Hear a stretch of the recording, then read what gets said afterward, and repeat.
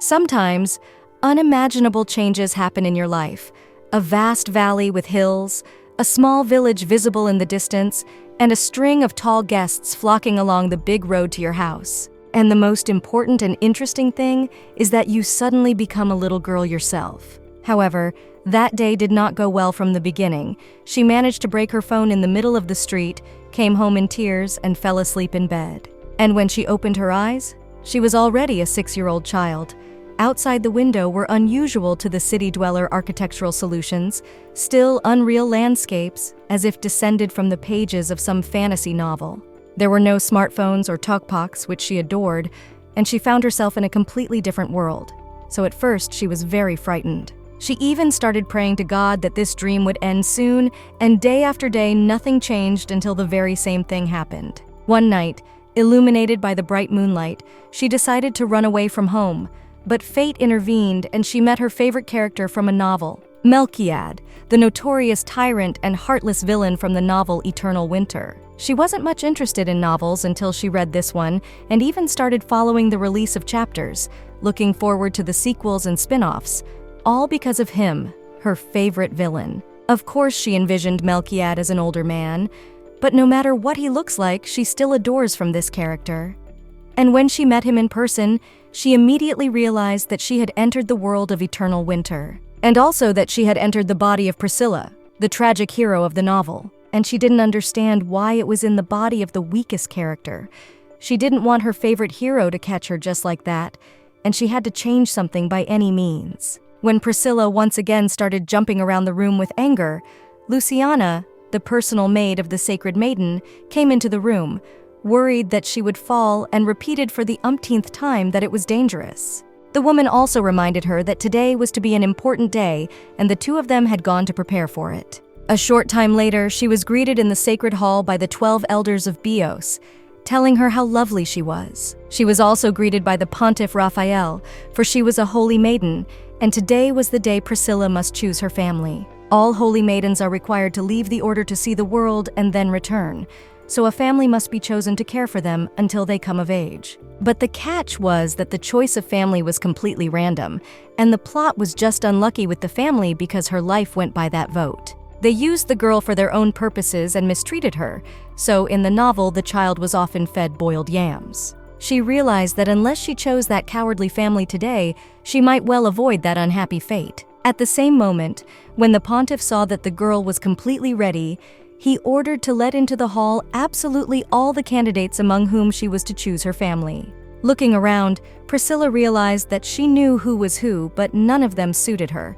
The one she was waiting for had just entered, and no matter who and what he would say from the moment of their first meeting, she made a firm decision. So she looked at him carefully and realized that her new life in the body of unhappy Priscilla was over, and appointed the man as her father, promising to do everything to live together with her favorite character. When her choice was made, the elders were outraged that their dear sacred maiden had chosen the very cruel Emperor Melchiad, which was totally unacceptable, and asked her to reconsider her decision. Priscilla, watching all this, knew that it would not be easy. But contrary to her expectations, the elders were much more outraged and did not understand how Melchiad had gotten on the list of candidates. However, one of the elders intervened and said that in any case, her family's choice was a sacred tradition and a historical legacy, so they could not accept the result without order. Priscilla knew all this well, but she could not rely on luck in this case, especially when she knew in advance how it would end. In the novel, Priscilla's foster family was predetermined, and she was sick of imagining life with such people. She was willing to do anything to prevent that from happening, so she glanced at the pontiff sitting next to her, mentally asking for him to help and take her side. She assumed, however, that he wasn't happy about her choice either. The elders said that the chosen people must protect the sacred maiden and also teach her, which was not an easy task, because the future of the world and theirs depended on her. That's why there is an order of the ceremony that takes into account all the controversial moments and helps to make the right decision. So first, they will listen to the girl carefully and asked why she chose this particular person. Priscilla realized that this was her chance, and now she needed to convince these people. Although the words of a 6-year-old child was not much faith, But still, there is a way to persuade the pontiff and the elders, a way to prove the justice of her choice. So she said that she had a vision and suddenly heard a voice in her head and felt a divine revelation as soon as that person stepped into their temple. A thin and gentle voice told her that this was the one she needed. Absolutely everyone was thrilled to realize that she had seen her true holy enlightenment. Realizing that she had indeed seen the enlightenment, so it wasn't really a lie, but still apologized for her little lie, because she just really wanted to live with her beloved. In this world, she was ready to trust her life only to Melchiad. The guy, on the other hand, was talking to Duke Akiyoma, who was shocked to be the father of the Holy Maiden, not realizing how the Holy Empire of Bios was okay with the path of destruction. However, Melchiades was also speechless and didn't understand what was going on since he didn't go there for a child at all. The Duke had asked him to be honest, had he threatened the Holy Maiden, but no matter how cruel he was, that was not the right thing to do. The man rudely closed his mouth and said that in any case, the trip for 3 months had been reduced to 1 week according to the plan, and the Duke did not understand what it meant. He would not be back soon. After all, he was not going to oppose the choice of the most sacred maiden. Melchiades said that someone had come and they could talk later, because he had been visited by her Reverend Priscilla, who threw herself into his arms and called him Pope. Priscilla realized that the man was completely confused, as he was frozen and did not move. For her, he was very cute, and that's why people become fans. However, Melchiad was indignant that she called him Daddy, as he had not yet accepted her as his daughter, but Priscilla didn't see it as a problem, saying that she recognized him as her father. So from now on, he was her designated father, and she also told him in confidence that the elders didn't like him much and said he wouldn't make a good father. But she was so convincing that they backed off. One of Melchiad's subordinates winked at the girl and told her that the man had been very lucky to have a daughter, and she realized what a trustworthy man Callan was after all. Melchiad turned to her and said that it was surprising to him that these senile old fools were sometimes right, because he was not a very good father and there was no arguing with them, so she had better go back. Priscilla didn't understand what was going on. It wasn't what she wanted, because she thought Melchiad liked to be direct.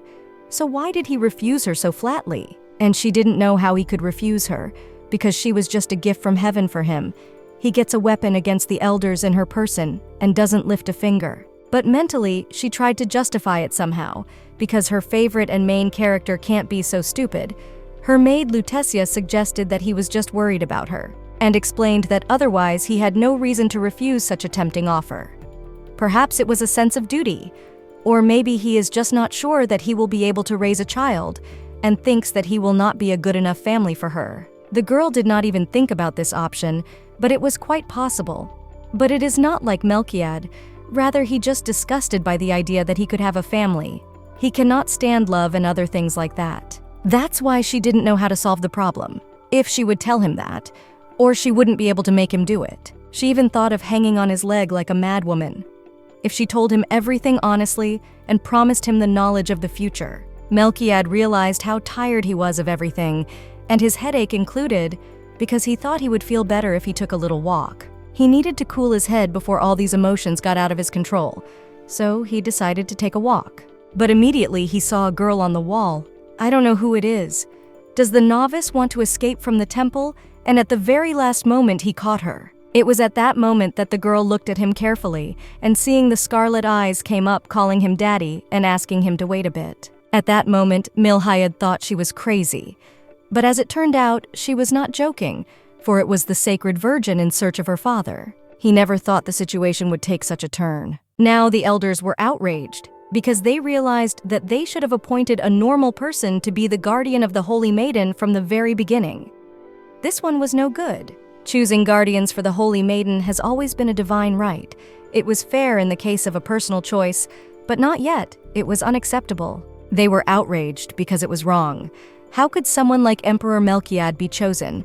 And they censured the choice of the Holy Maiden. Priscilla didn't realize what a mess they had made, for the situation was becoming more acute by the moment. Looking at Melchiad, she realized how handsome he was, but she pulled herself together because this was a very serious situation and she had to concentrate. One of the elders said that even if it was her reverend's will, he felt that they should not allow someone who had never followed the will of God, Melchiad, to become a guardian. So far, the empire had been set against the Holy Empire, and not only would it be wrong to raise her reverend, but he could do her harm. Priscilla, on the other hand, was outraged at what he was telling her, for it was because of them that Melchiad had become an unbeliever. In the story, the Holy Empire was involved in the death of Emperor Rael and was also openly opposed to Melchiades becoming ruler. In the end, she didn't even send the high priest to the coronation, which ruined their relationship with the operator and didn't understand how they could treat him like that. Melchiad, though he sometimes killed people, was not a bad man,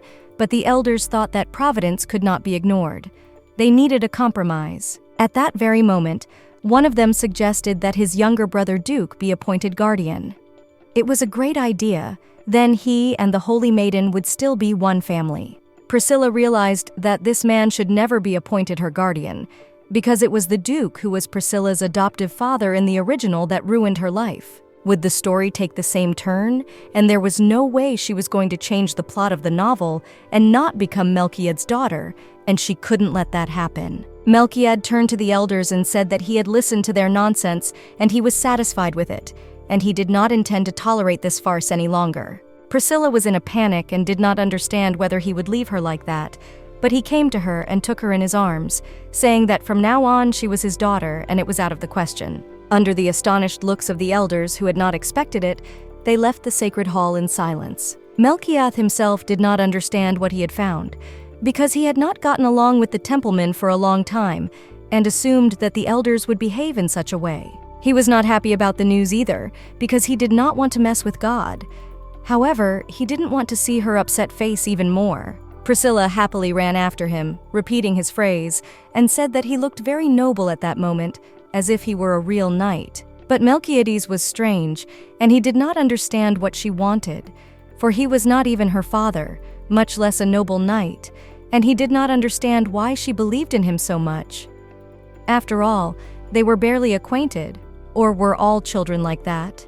Priscilla asked him not to be afraid, because she would try not to annoy him too much, and promised not to be hysterical and not to be capricious, because he recognized her as his daughter, and in the end, she did everything so that he would never regret it.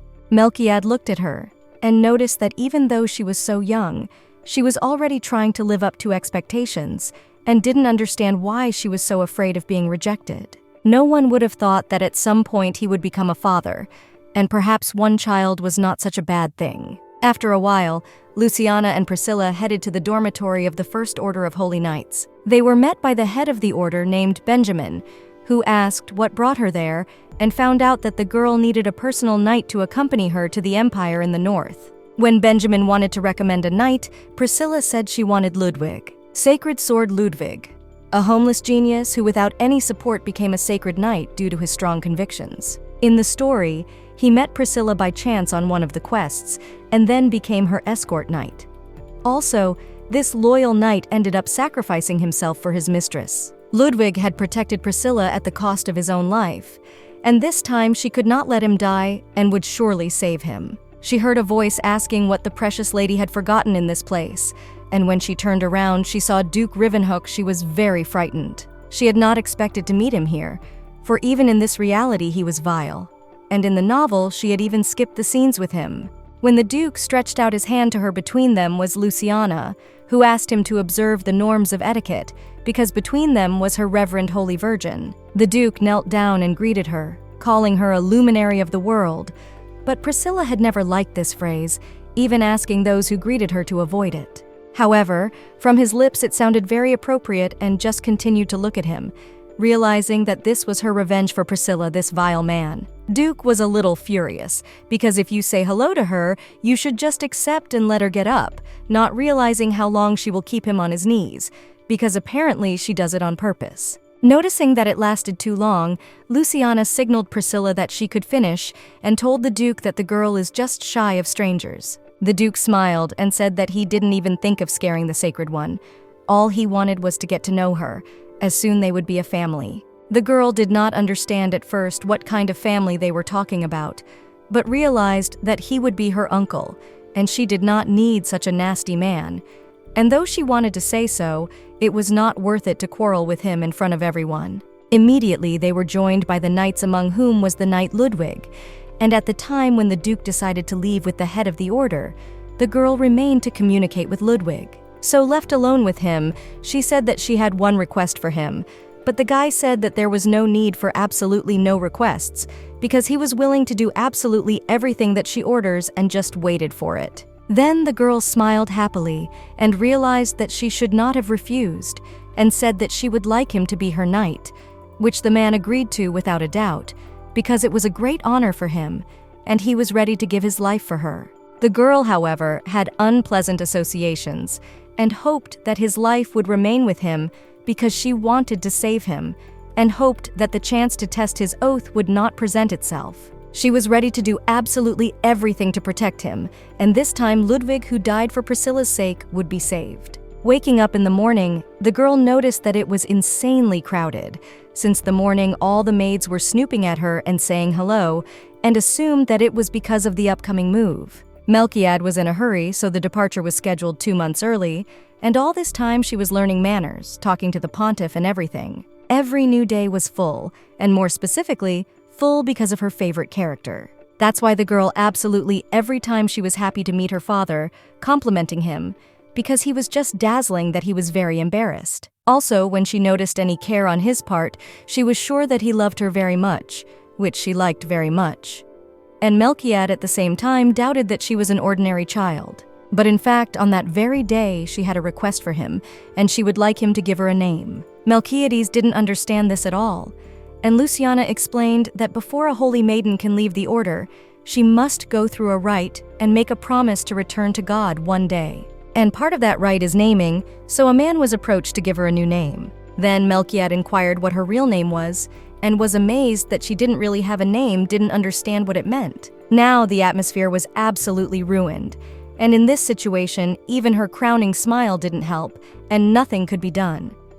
For Priscilla really didn't have a first name in the temple, so she explained that she had no real name because she came from the slums, more specifically the slums of Kegel, where people called her Hey You or Petty. Priscilla was abandoned by her parents as soon as she was born and raised by a girl who worked on a tractor and then sold her for a bottle of expensive wine. She was a weak and nameless orphan, unable to read and knew nothing about the world and didn't even remember who she was before. But when I was 6 years old and her hour had come, the girl worked a miracle and became a sacred maiden. All sacred virgins receive a gift from God. When they awaken their powers, she was given the memory of her past life and divine power, so simply the sacred maiden, and found herself in the empire of Bios. After that, her name was either Your Reverend or Holy Maiden, and it was impossible to get a new name before the adoption ritual. Despite the fact that she was in someone else's body, the girl could use divine power. She wondered where the soul of the real Priscilla had gone. Luciana said that all information related to the birth of the Holy Maiden was confidential, and if her reverend reveals the secret of her origin, she entrusts her name to Melchiad. In the evening, sitting in his office, the man recalled the conversation with the girl and was surprised, for in fact, no one would have thought that the Holy Virgin would not have a name. The first thing a person gets at birth is a name, and how could one not give a child an elementary thing, though it seemed to him that her smile reflected a carefree life. But he was wrong, and also learned that the temple inspection was almost complete, and there were more vulnerable places than they all thought, so everything should go smoothly. And what they were looking for they could not find, and in the end they experienced a setback, because it was probably moved to another place. Melchiad hoped that the relic was here and did not understand where it could have been taken, but no idea came to him. He had also learned that his brother Valentine was grooming the elders in the temple, and he seemed to want to be the father of the Holy Maiden. Melchiad realized that the rumors of collusion with the elders were true, and asked for more surveillance. He didn't care what happened to the Empire or to him. He had been so eager to give him a handout and see what would happen.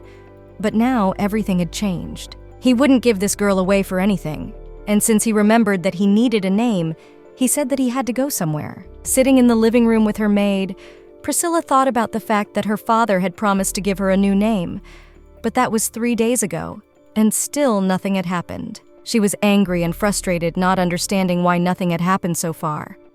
All of a sudden, he didn't want to give a name and sat there making up excuses. She realized that she couldn't put off the ceremony any further.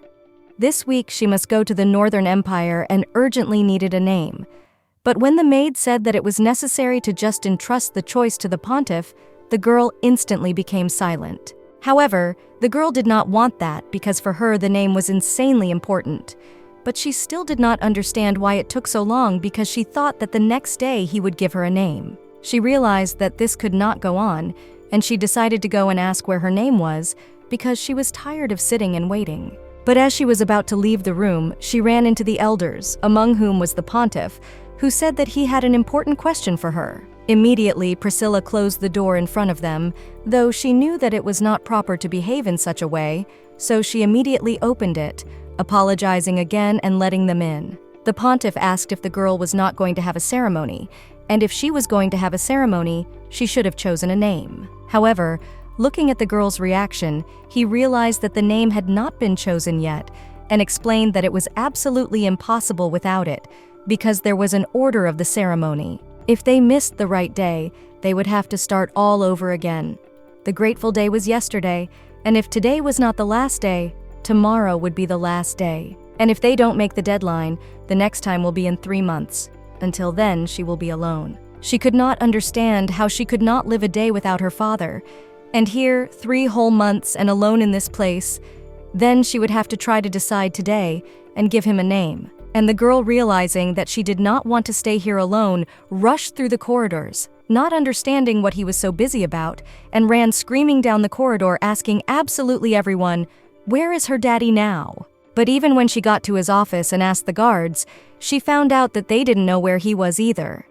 But she learned from Kalyan, who had come over, that Melchiad was in the library. Priscilla ran to the library, trying to find him and not knowing why he was there. Did he want to read? For he was not a lover of literature? But then she saw him asleep on a small couch with a book in his hands, realizing that he was insanely handsome even when he was asleep. She decided by looking at the book he was reading. Each of the books was historical and about the history of the Holy Empire and about the Sacred Maiden, so the girl realized that he was collecting the history of her name. But then she saw a small piece of paper on which was written, Priscilla. That was the name of the Holy Maiden in the novel. Did he want to call her by the same name, and was it a coincidence? In the story, Malhiad had nothing to do with the choice of name for the heroine of the novel. She did not understand how this is possible. Is it possible that, unlike the course of events, the names do not change, the characters remain the same, because otherwise she could not find a similar explanation? Just then, her father woke up. She explained that she had come for a new name because the pontiff was coming seriously, and she had to decide on a name. If she didn't manage it by tomorrow, she would stay here alone for another 3 months. But immediately he asked her to bring him a sheet, and taking a pen, he wrote another name, Amelia, which was strange. Looking at the girl's reaction, he assumed she didn't like it. However, she was just surprised. But it was a very pretty name, and she liked it insanely. She couldn't mind it at all because she really liked the name Papa had chosen, and she thanked him for that. Kalyan and Luciona, who had come into the library, said that the girl didn't even know how diligently Papa had chosen it, and often even stayed up at night leafing through all the books looking for a name. And everything was for the sake of giving her the best name. For her, it was very pleasant, because this name received from her favorite character, and not like the original heroine. So she thought that from now on, it was her real name, and Daddy gave it to her. So she asked if he would come to the ceremony with her tomorrow, because she would like that very much. And in case even if the elders forbid it, she will allow it. Just hope that he will come, because she allowed him and would like to see him at the ceremony. The next day during the ceremony, the girl finally vowed to the goddess that she would return to her moon after seeing the whole vast world. Her decision was to combine the 2 names, the name Melchiad had given her and the name from the book, for a new life awaited her. But she dared not completely displace Priscilla from this world. It's not just the name of some heroine from a novel. It's the memory of a holy maiden who died tragically because of the cruelty of others. And she's probably the only person who even knows of her existence, who will remember her to the very end. This name is proof of her decision, and finally she was leaving this place, and was a little worried about it, but more glad that her daddy, they are worried. Since she was leaving this place, she would have to say goodbye to everyone, and though Amelia didn't want to, she would have to do as Melchiad said.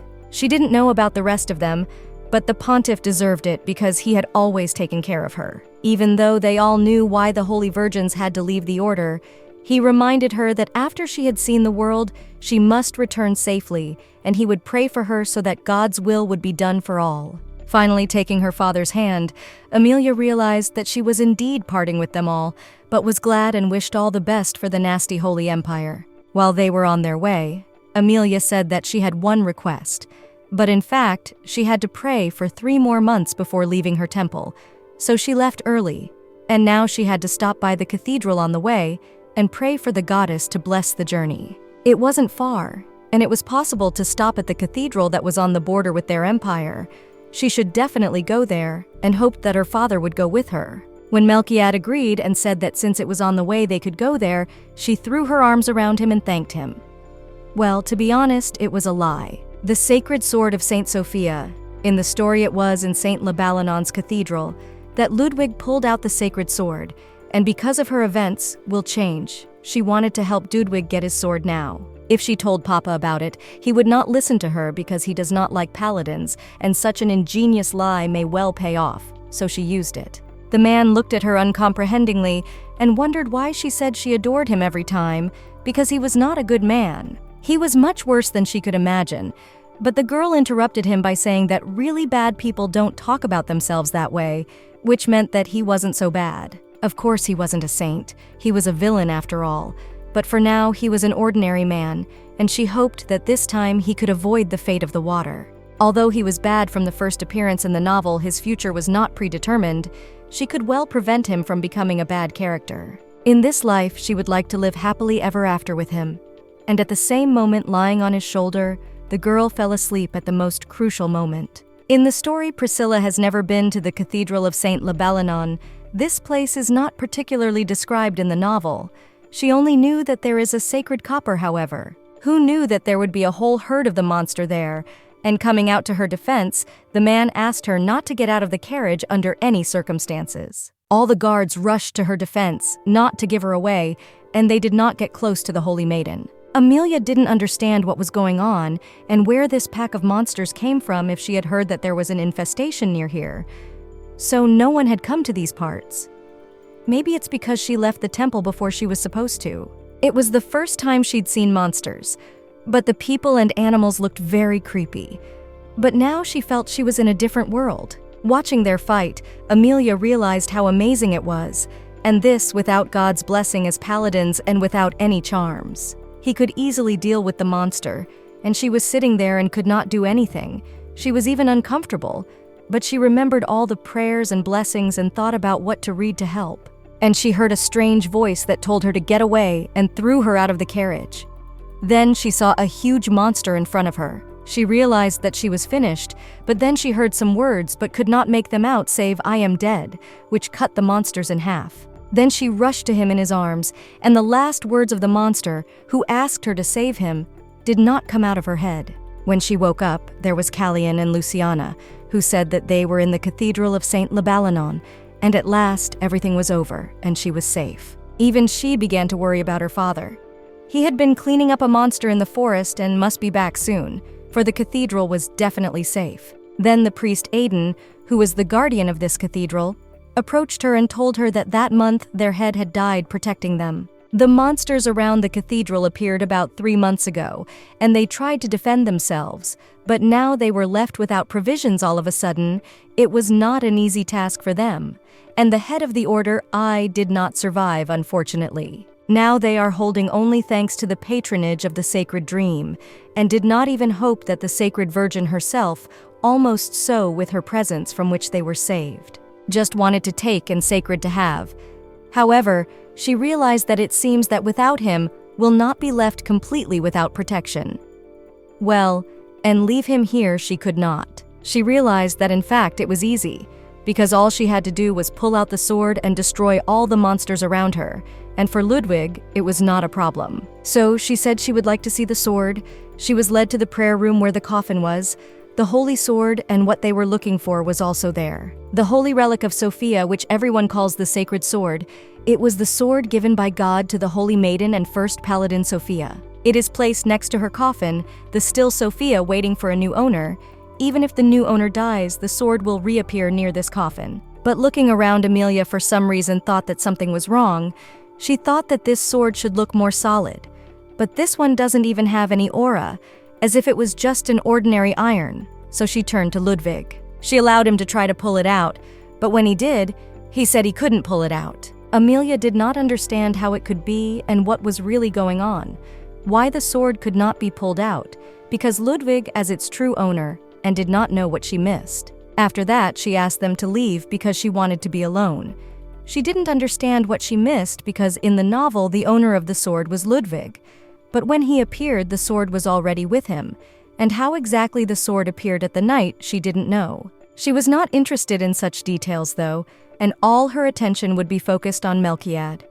However, for Ludwig's sake, they must take that sword with them. So she wondered what they should do and how to get the sword, and then she heard a chuckle and turned around to see a girl, assuming it was a ghost. The girl explained that she was not a ghost at all, but the owner of this sword, the sacred thing Sophia. Amelia could not believe it because she could not stay here as a ghost. After all, after their death, they had to return to the goddess and thought that all this is a joke. After that, the girl inquired why in such a case she prevented Ludwig from taking the sword. But after all, the sacred sword belongs to him, and how he suddenly failed to take it out. Maiden Sophia asked why she was so sure of this, and why she thought he was the master of the moonlight, if it was because she really knew about the future. The only person in this world who knew the future was her, and wondered what Amelia was going to do. The girl didn't know yet. She didn't have any grand plans, but she thought she should do something to get what she wanted, because she had already succeeded in getting what she had gotten here. What she really wanted was to see him happy, for she wished Melchiad to have a terrible end, and she wished him happiness and peace of mind. After listening to her, the Virgin Sophia told her that a strong enough wish can change the world, especially if it is the will of the Holy Virgin. And in that same moment, Amelia finally realized that it was because of this that Sophia had become the first paladin.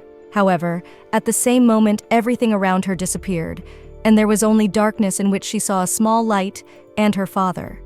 But a second later, she was back in the temple holding the sacred sword. She did not understand what had just happened, and was amazed that the sword had appeared to her because Ludwig had to pull it out. She rushed out of the temple as soon as she could, realizing that it was not the time to sit around, because at that very moment her father was in real danger and she had to help him. At the same time, Melchiad hoped that the girl had come to her senses, for anyone who had seen the monster for the first time would have been frightened and in a stupor. So why this little girl who was trembling with fear did not get out of his head? Did he really think she was his own daughter, which was not like him? Callian said that all the monsters were fleeing, but that they should go after them in order to destroy every last one of them without leaving anyone alive. They followed them to a small village and decided to look there, realizing that the monsters had already been there and decided to see if there were any survivors. But there were absolutely no signs of life there. Apparently no one had survived, but there was something strange. If the monsters had attacked the people, there should have been their corpses. But there were none. A huge pentagram lit up under Melchiad's feet, and after a second, the man disappeared from there, seeing only darkness around him and not understanding what had happened, and whether he had been the target from the beginning. His body wasn't listening, but he ordered absolutely everyone to get away from him, as suddenly a huge monster appeared behind him. He had never seen such strange monsters in his life. There was absolutely no way Callian and the knights could handle such a monster, and he had to deal with it himself. He knew that he should have aimed for the core in the middle and hit only there, but when he did, he noticed that the monster had no core. But it was too late. The only question that was going through his mind was whether or not he would die here. But it wasn't a big deal, because no one would miss him, although there was someone who cared and for whom he had to fight for his life. But then he saw Amelia, together with Ludwig, rushing into his arms, and as soon as she touched him, the madness vanished as if it had never happened. When Melchiad asked her why she had come there, the girl began to reprimand him, for she was worried because he had gone to a dangerous place for her, and he seemed to be an adult, but did not know that one should not go to such places alone, and promised that now she would not let him go anywhere alone. The man was at first a little stunned that she had just reprimanded him in front of all his subjects, but smiled and agreed to all her terms. Amelia realized that it was only when she picked up the sword that she had a vision of the mad Melchiad who was chopping down both humans and monsters.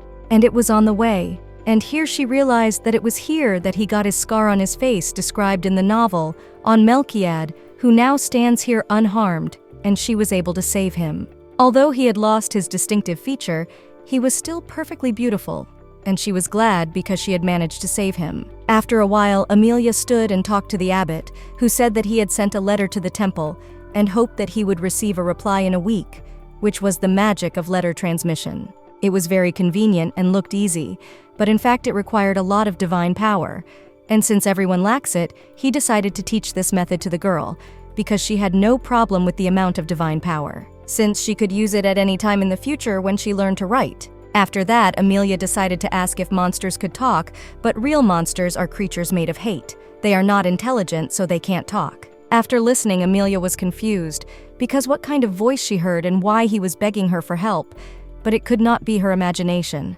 There was no such thing in the novel, and Priscilla herself had no mention of such an ability. But then came Luciona, who said that the emperor was awake and the girl wished to visit him, so she happily rushed to his room and sat down near him. She was worried sick about him, but when he said that his wrist was a little sore, the girl noticed that it looked fine, but suddenly the bone was hurt and decided to use a healing prayer to help. After she did everything as she was taught, she looked at him happily, realizing that now he shouldn't have any pain. However, judging by the look on his face, it didn't work, and the man suddenly laughed at her struggles. The man started to say that he was actually in pain, and Amelia realized that he was talking about the blood curse that he had suffered from all his life and could never get rid of. She knew the cause of the pain but could do nothing about it.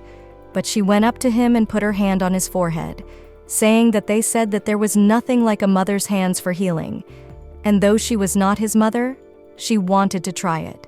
She was a holy maiden after all. The man stopped talking after a while and said that it really helped and he felt better, and that the girl had golden hands. Amelia, on the other hand, could not believe that she had seen that look on Melchiad's face, and it was like a dream. They were immediately distracted from their conversation by Callian, who was amazed to see such a picture, but he had a good reason, and he told them that Sir Vericto had arrived. It was the real Ice Knight Vericto, seeing whom Amelia was amazed. Melchiad had 4 outstanding knights in his service. The Ice Knight Vericto was one of them. He had both ability and intelligence, and was also extremely loyal to him. She met Callian and Vericto, hoping that if that was the case, the others would show up soon, and she couldn't wait to see them already. The knight apologized for being a little late, and explained that there had been a problem on the way. They had found a ruined village on the border where they had found a strange child, so they had calmed him down and taken him with them just in case. Hearing about it, Amelia realized that it was something familiar. If her guesses are in fact correct, then this boy in the back was the main character of the novel, Priscilla's lover and Melchiad's killer. It's Casey Silvator, the only main character of the novel Eternal Winter. She didn't expect to meet him so soon, but outwardly, he's just as handsome as in the novel, only you can't let him kill her dad, so it was worth trying to be friends. So the girl with a radiant smile went to him with a hand outstretched to him and offered to be friends. But her surprise, the boy with his hand outstretched pushed her away. After that, she said that since she fell because of him, in such a situation it was necessary to apologize and help her up. However, when the boy did not react as she expected, she remembered something. She had already forgotten that the protagonist, Casey, had a complex character, good-natured appearance, and stroppy character.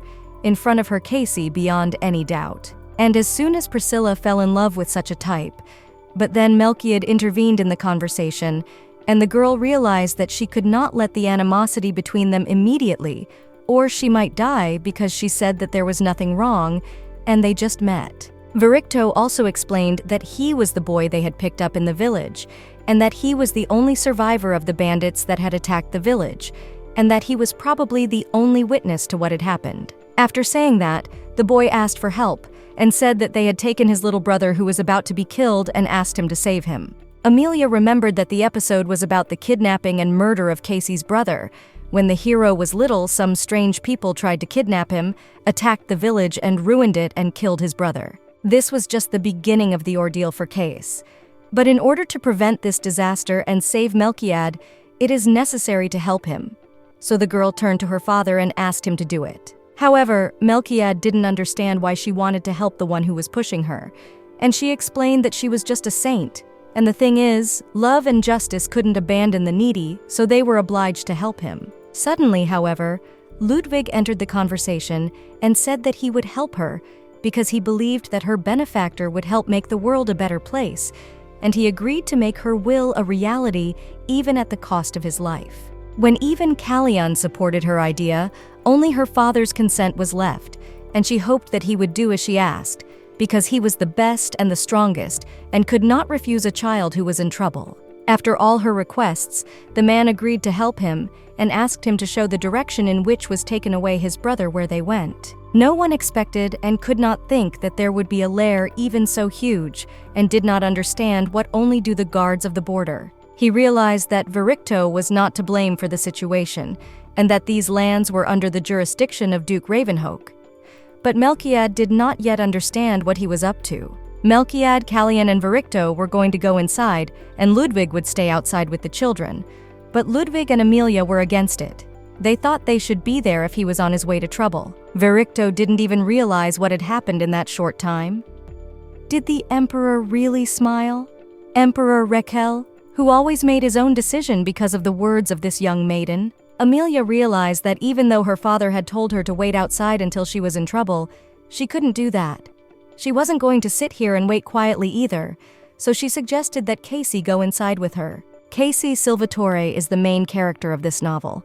Because of the many hardships he went through as a child, he grew up closed off, less talkative, and arrogant. But as is often the case in novels, everything changes when he meets the protagonist, and perhaps he will change for the better. But now she realized that he was incorrigible, and decided to go to the lair without her alone, but went in the wrong direction. Amelia, together with Ludwig, decided to act in a different way, so she pointed him in the direction they should go. Casey saw the corpses of the bandits and realized that if he was so strong, his brother Harvel could still be saved. He promised that he would come back for him, and though he couldn't get him out himself, he would bring someone who would help him. So he just had to wait, because he wouldn't leave him. But it turned out that no one wanted to help him, except for one person. He did not understand what kind of a strange girl she was, and for sure she did not know any difficulties in her life. As they walked along the corridors, Ludwig realized that perhaps it was sinful to think so about their sacred maiden, but she was insanely cute. But the first time they met, she was not so cheerful after those horrors in the room where they had conducted a large-scale purification. On the purified by divine forces of the earth, the only survivor was a little crying girl. Everyone called her a holy maiden, but in his eyes, she was just an ordinary child. Now she looked more mature and enlightened, but to him, she was still a child. He wanted to protect her from all the dangers in the world, especially since the sacred maiden recognized him and even gave him a sacred sword, because it is such an honor, and it is the dream of every paladin, and he received the gift even before Emperor Melchiad. When they stopped, they saw that they had come to the dungeon. Amelia realized that her father had entered through the main entrance, so the guards would probably be there now, and no one would prevent them from examining the dungeon for the time being. Ludwig decided to go in first for general safety, and just by looking around he saw a lot of dungeons with people sitting or lying behind them very exhausted. This was not just a den of brigands. This place is designed to transform people into monsters. It is the laboratory of a mad magician. In the novel, Casey's younger brother died in this very place, and surely he must be here somewhere. But for some reason she still hadn't seen him and was afraid that they were too late after all. She reassured herself that they still hadn't checked all the cameras and headed in the other direction where she remembered there was a secret camera. When she got there as she expected, she saw a small sliding brick, followed by a secret passage, and called Ludwig, and was about to go there. But the man shouted sharply because there was a huge monster right behind her. But at the same moment, Ludwig rushed to her, killing the monster and protecting the girl, and thank God she was fine. But she realized that if there was a monster there, then those who were inside were already dead. She couldn't believe that she had made a mistake and was too late. But then she heard the boy's voice asking for help, and the second Ludwig was there, he killed the monster. They found Harvel, And though Amelia was afraid that it would be hard to recognize him, she was worried for nothing because his features were exactly the same as Kay's. Worried that he was not injured, the girl began to examine him, but noticed that he was poisoned by the monster's foulness, realizing that if it continued to spread through his body, he would turn into a monster. And then Harville, as described in the novel, would die in the arms of his brother, who came back for him. But it was too late. But Amelia would not let this happen, and it was impossible to delay, because it was necessary to recite a prayer of purification and healing from the defilement she had learned it for such a case. She prayed in the hope that it would work, but there was not the slightest sign of healing. Did she lack divine strength and called Ludwig to her? However, nothing worked like that. She began to blame herself for everything, for she thought it was because she was not a real holy maiden and could not work miracles. If only the real Priscilla were here, she could save him. But she realized that she could not give up. He shouldn't die just because it was written in the novel for the sake of the tragic image of the protagonist, because this boy who was only 5 years old was dying right in front of her eyes. To hell with the plot, she had to help him. She tried to find even the slightest detail and immediately remembered the magic of healing and rebirth, which can't be compared to healing or purification. It required a divine power of a completely different degree of power. Even the Holy Maiden had only been able to use it once in the entire novel. But she didn't know if it would work for her. But until she tried it, she wouldn't know. And now she was a Holy Maiden, so she could handle anything.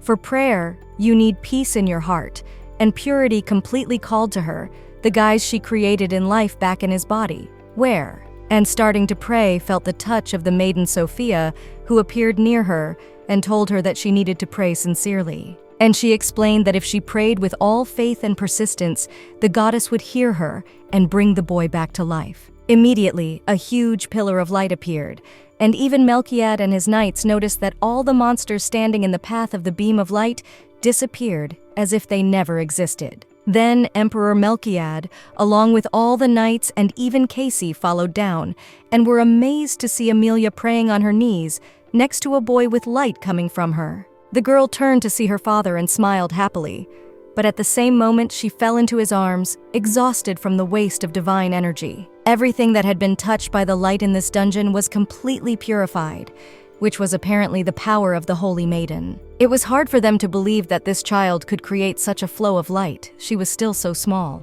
Melchiad then turned to Callian to tell the shark to register the new princess of the Empire. The entire area was cleared of monsters with divine energy.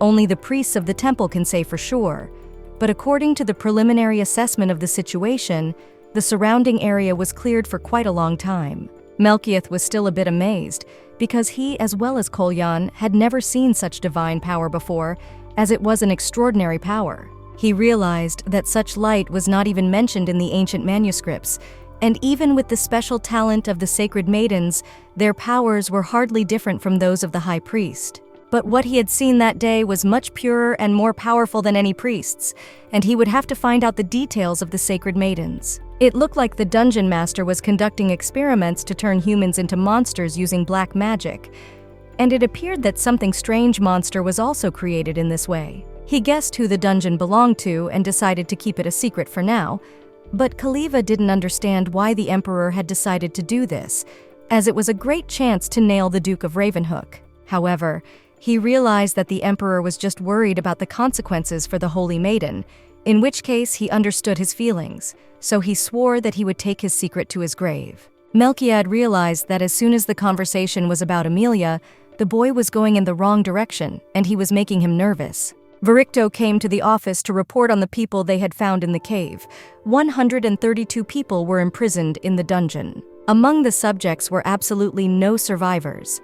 Thanks to the miracle caused by the Holy Maiden, the wounded were healed, but those who had time to become monsters died. The survivors had witnessed Amelia's miracle, and if Melchiades wanted to avoid the consequences, it would be better to get rid of them. He remembered the girl's words that since she was a saint, she was on the side of love and justice, and decided to let them live, saying that he would deal with them later. Vericto was a little surprised, and realized that before the Emperor would have ordered the killing of all those who remained without hesitation, but now he had changed madly. A boy came to tell them that Priest Aiden had finished treating the Holy Maiden. but that she had not woken up. But he explained that it was only a temporary ailment that had arisen after the great miracle, and even an adult would not have managed it easily.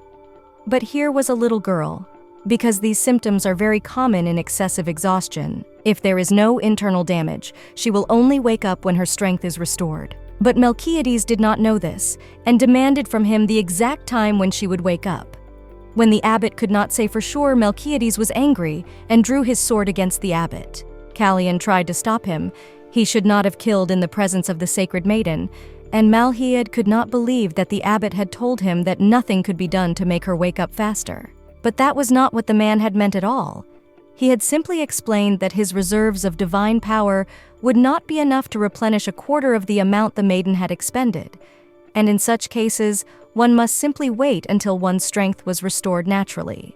He could assure Melchiad that she would be all right, but no one would give him an exact time frame, and the emperor felt he was of absolutely no use to her, but he had removed him and told him to get lost. The man stood over her and realized that even though he had given Amelia that name, he had never called her by it. As soon as they met eyes, she was always the first to go to him, and he turned to Callion and said that he needed to send a letter to the Holy Empire, in which it would be said that the holy maiden Amelia had performed a miracle and saved 132 lives. She had lost consciousness, for which they had to call a healer. Callion realized that if everyone knew that human experiments were being conducted in the Northern Empire, it was unknown how the temple would react to it, and he was not ready to take such a risk for the sake of the Holy Maiden. Melchiad hoped to the last that he would not have to ask for help from the Holy Empire, and just hoped that she would return to him as soon as possible. Amelia, meanwhile, was either dreaming or remembering a dream in which Ludwig was ordering her to run away. She had to save herself and prove to everyone that she wasn't a witch. All she had to do was to get her divine power back. He was going to stay here and buy her time. She had to survive, even if it was at the cost of his life. Priscilla realized that it was all because of her, and if it wasn't for her, none of this would have happened if she alone could have died there. Ludwig had already asked her that if she could get out of there unharmed, she should live only for herself. After all, that was what they all truly wanted. He was ready to stop them even at the cost of his life. She had to get out of there as soon as possible, and the girl ran away from there in tears, apologizing to him. At the same moment, Amelia woke up realizing that Priscilla was terribly lonely, but now everything was fine, and what she had experienced would never happen again because she would never let it happen. Amelia could not realize that she had really seen her past, because it was not like a dream and everything was happening. She had been reborn in someone else's body, so it could well be Priscilla's memories, but only now she began to look around to see where she was and how long she had been lying there. Luciana rushed to her and couldn't believe that she was awake, and was worried sick when she noticed that she looked awake, because she was a holy maiden after all. She was now in a castle in the lands of Juragen, near the border with the Empire, and it looked like they had left Libalanon Cathedral while she slept. She remembered about Harvel, and though she couldn't get up, it was urgent to make sure he was all right, for she and Papa's future depended on it. Luciana answered that he was in the west wing in the third room down the corridor, where she rushed to, not minding that she needed rest, for she had not yet regained her strength. Then Melchiad asked who would take the liberty to explain to him how it all happened, for he had recently been told that his daughter had woken up, and when he arrived, the child, in her weakened state, had suddenly disappeared. They tried to explain that her reverend suddenly jumped somewhere and ran away. They should have stopped her, but they did not have time and asked him for mercy. The emperor did not see the point of granting mercy to those who were of no use, so he asked Callion to replace them with more competent ones, but first to find his daughter, for he did not understand where she could have gone. Luciana told him what had happened. The girl was now in the west wing where the boy she had saved was. Casey sat beside Harvel, who realized that the magic of the Renaissance had saved his life, a miracle that even the pontiff himself could hardly manage, but she had just saved him. That was the power of the Holy Maiden. He witnessed a real miracle, realizing that this girl was in fact the Sacred Virgin, and he had to thank her. She had saved her brother, and he was going to do it as soon as they saw each other. Immediately, Amelia flew into the boy's room, realizing that he was alive and her rebirth magic was working. She was relieved, but suddenly fell right into Casey's arms. She realized that she was probably nervous, but noticed that Casey was very handsome up close. probably because he was the main character and his violet eyes were like gems. But she was distracted from the conversation because her father was her favorite. But it seemed to her, or Melchiad, as if he was very unhappy about something. Melchiades was getting more and more annoyed with the boy, most of all with the fact that his daughter was too nice to him, and he was already thinking of getting rid of him. The girl began to compliment him on his beauty and his incredibly attractive smile, which made her heart start beating harder, and said that the whole world should pray to his beauty. Luciona, observing all this, said that her ladyship was not yet fully recovered and that she should go back to bed, so she took her hand and led her away. And as Harvey was to get well as soon as possible, she entrusted the task to Lucy, that she should attend to him personally. Watching this, I realized that the girl was doing the same thing again. Why did she worry so much about others when she herself was in such a state? However, at the same moment, I noticed that the girl had misplaced her foot and shouted to her to be careful. However, she just stumbled, but Melchiad decided to carry her there in his arms for her own safety. He realized that judging by the boy's reaction, he wouldn't hurt his little girl, because for now, he wasn't worried about it and could live without doing anything to him. After she was led into Lucian's room, giving her all the medicine she needed to drink if she needed anything, she could call her, and with her permission, left her alone to rest and recuperate. Amelia was terribly scared, and it seemed to her that Daddy and Casey were about to clash, and it was a good thing she had intervened in time. Her and Dad's future could have been in doubt again, since he couldn't fight with the main character. She didn't understand why her dad was looking at her so strangely. Was he angry? After that, he decided to go up to him and asked if he was angry, but the man was silent and raised her in his arms, and Amelia realized that thank God he was not angry, because he did not refuse to hug her and tried not to squeeze her so that he would not hurt her. Through such little things, she felt that he cherished her. In his arms, she felt protected. It was like a dream. At the same moment, he called her by her name, which was the first time, and the girl did not even believe that this is happening in reality. She was insanely happy and ready to run and sew all the walls on the way, and she liked it very much because it was the name that he personally chose for her, and she had nothing more precious. If Melchiad had known before that she would like it so much, he would have called her by her name long ago, because it was not so difficult, but it caused such a strong and emotional reaction. The girl realized for the first time that she was happy with him and hoped that he was too. But even if he wasn't, she was ready to do anything for it. However, she wondered why the guards guarding her room had changed. Did he kick them out because of her? The man could not tell her the truth because he explained that he had just given them the day off, which the girl was very happy about, and said that she would have to say hello to them as soon as they returned again. The very next day, the guards returned saying that they would never forget her favor, but the girl didn't understand what was going on and why they had a strange reaction. Amelia assumed that the healers of the temple were different from the usual and thought that it was thanks to the replenishment of divine powers she was able to recover so quickly. That was all just fine, but she wondered why the elder from Bios was still there, and I don't think he was going to leave. It was Maxon, the 12th elder of the Sacred Empire, who thought that the Sacred Maiden's exploits were probably being sung in their empire right now. Even though she had only recently entered the world and had already saved so many innocent lives, it was undoubtedly God's providence. Amelia knew that he spoke beautifully. But did one of the 12 elders have so much free time that he couldn't get away? Or did he just want something from her as usual? Or did he want to ask how the order had treated Priscilla, and she could answer that as a debtor owed for their care? They used her divine powers as a free healing elixir. The temple mostly lived on the money of rich parishioners who needed healing, so Priscilla was forced to spend even her own life force to heal them. And if she failed, because of the constant spending of divine powers, all the stones, of course, flew in the direction of the girl. And did they really think that she would tolerate it too?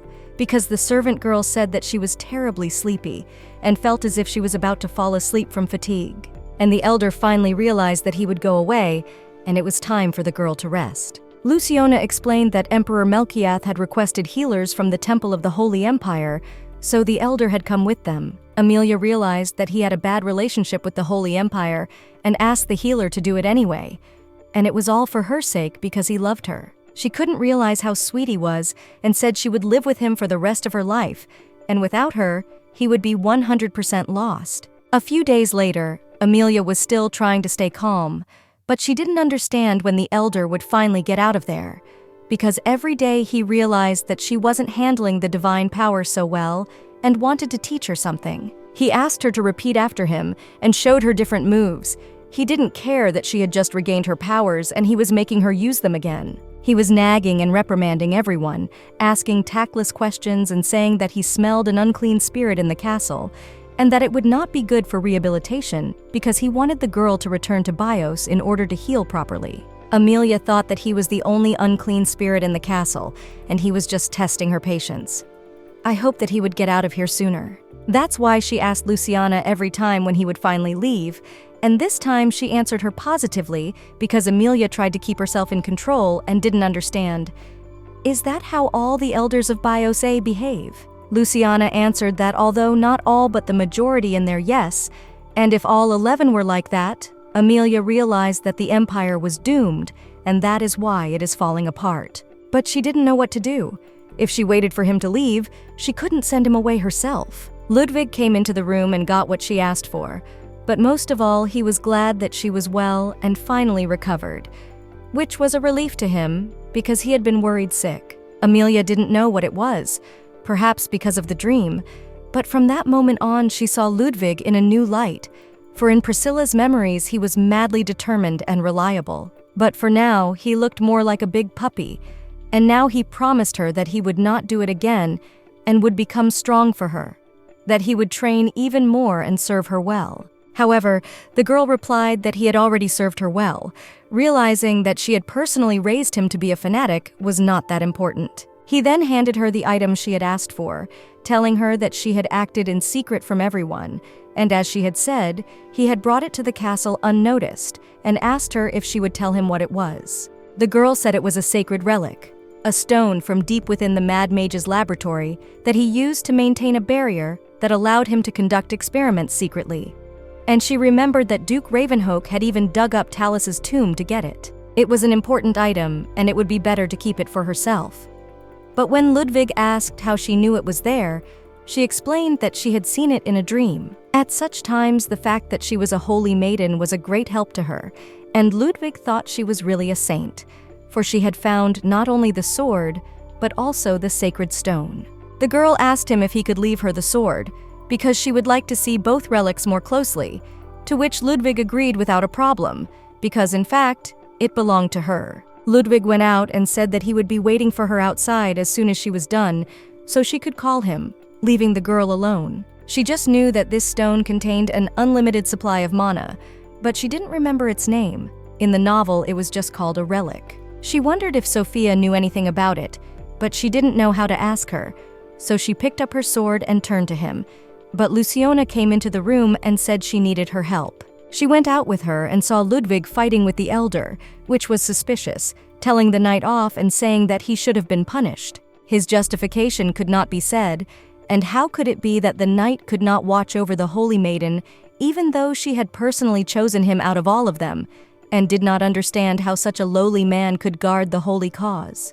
Amelia, however, did not understand what this old man had just said to her knight, because it was beautiful what he was reprimanding him for, and learned that he was doing his duties properly. If the elder thought that if he guarded her reverend normally, then girls you did not have to spend so much effort, and in general the girl he could no longer trust him.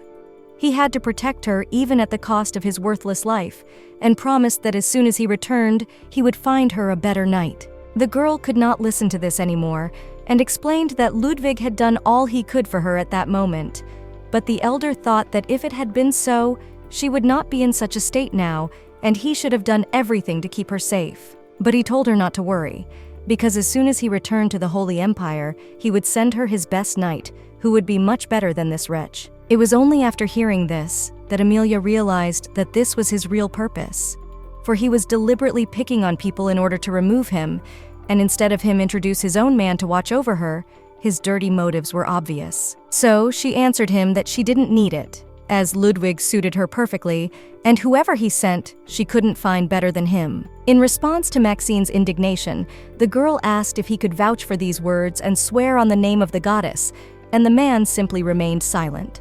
For priests with divine power, it was an extremely weighty oath. If they broke it, they would waste their power, but whether the elder would accept it or not. But to her surprise, the man agreed, and swore in the name of the goddess that he would find a better knight than her Ludwig. Whereupon the girl came and told him to bring her a better knight than the paladin who possessed the relic, and since he was so convinced, he was right. Seeing his reaction, the girl noticed that he hesitated, asking what it all meant, and she would like to see who was better than the knight of the sacred sword. It was not surprising that the elder had nothing to say to her. The sacred maiden was the first of the paladin can immediately guess what will be the knight possessing the sacred sword. Among the ordinary paladins, he will not be equal.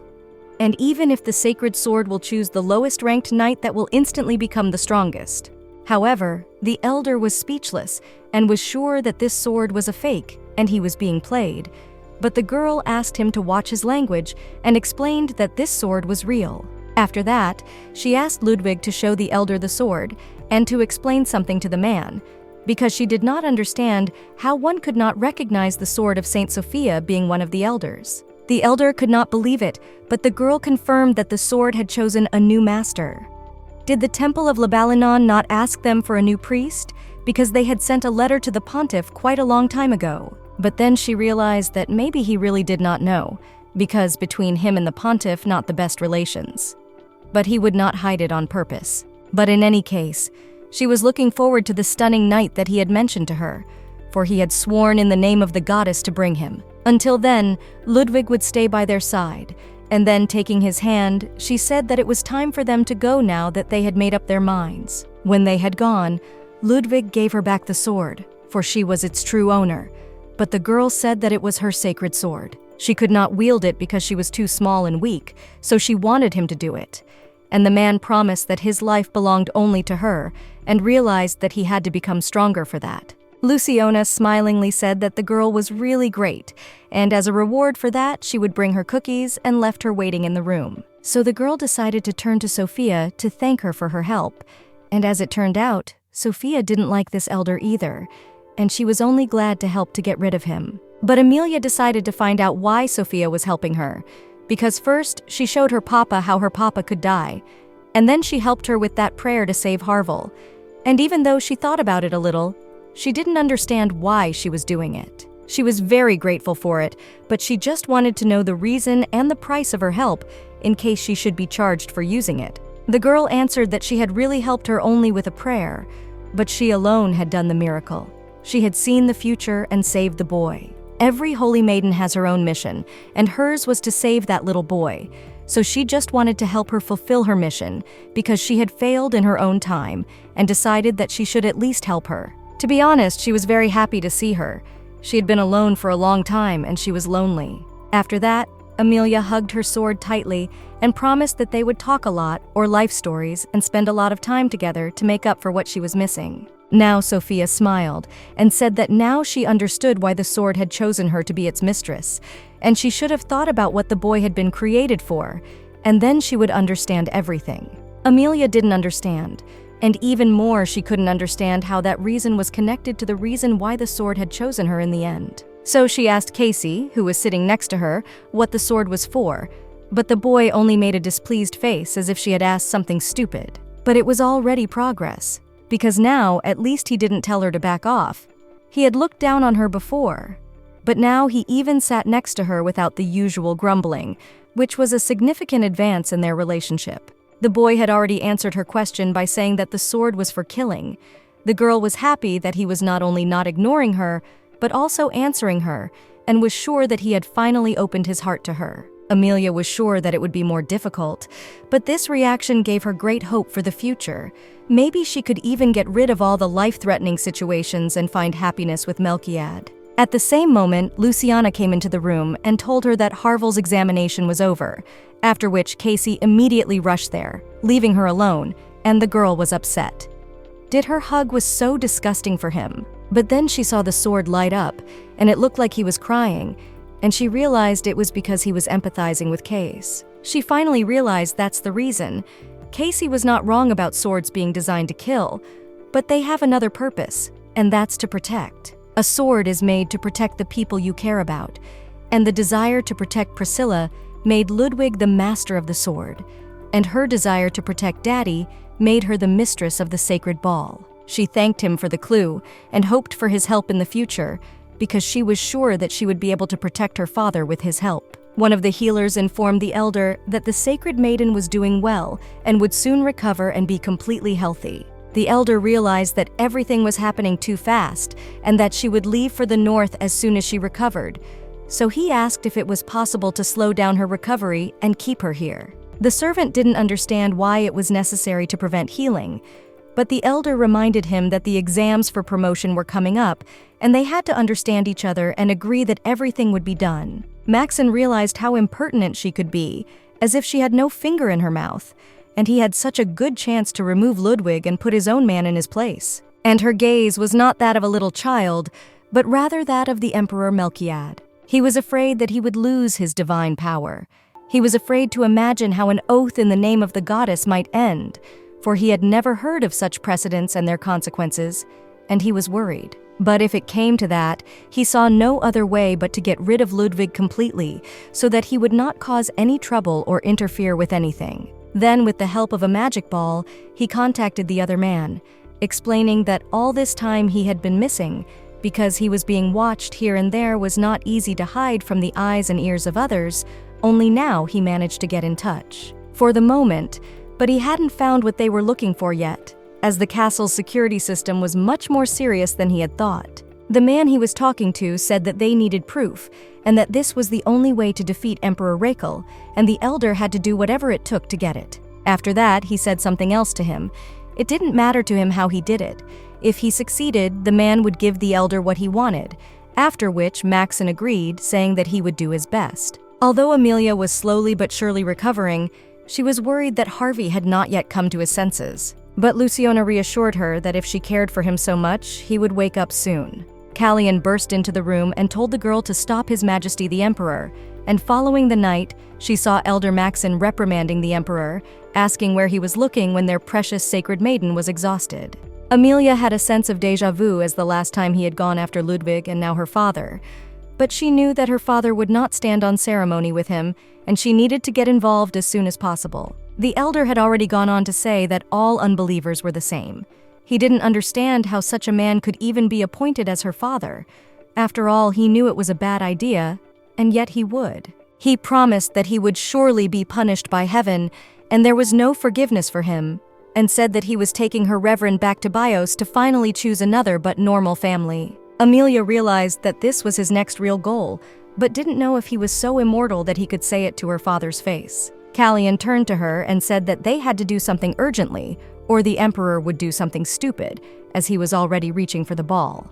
However, the girl decided that for now, they would just watch, and hope that they would do nothing bad, because he would not benefit from a conflict with the Holy Empire.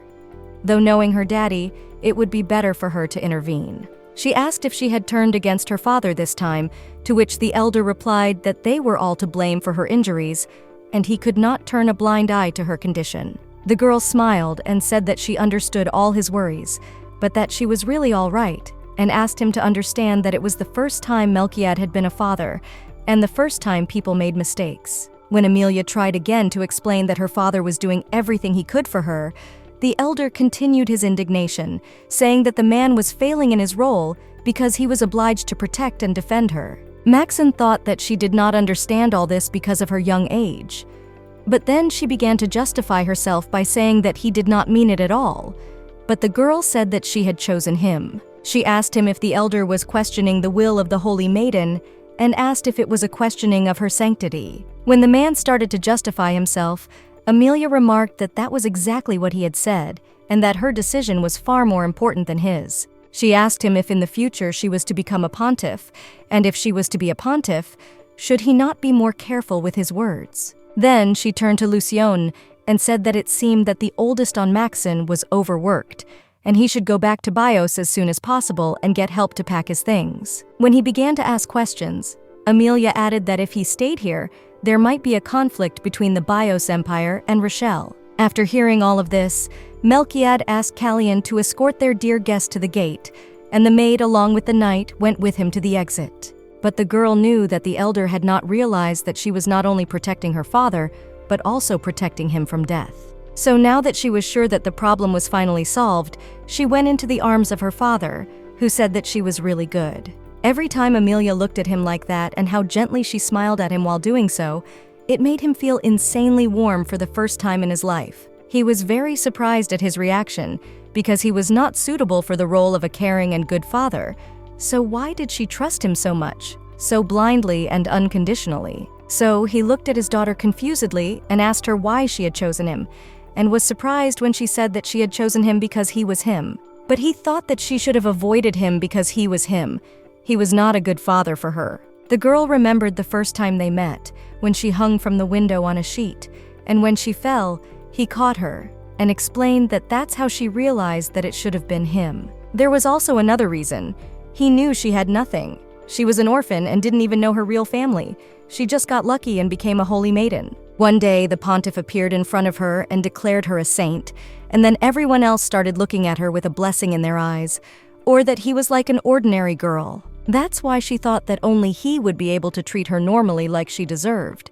That's all the reasons why she chose him. After a short silence, her father leaned over to her and promised that from then on, he would always protect her from any dangers of this world. He would take care of her until she was old enough to stand on her own 2 feet, even if he had to sacrifice his own life to do so.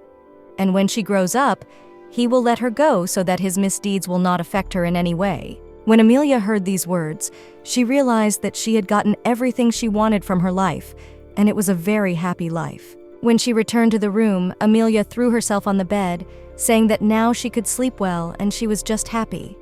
That's why she said so, but she couldn't tell Lusa about it because it was their secret.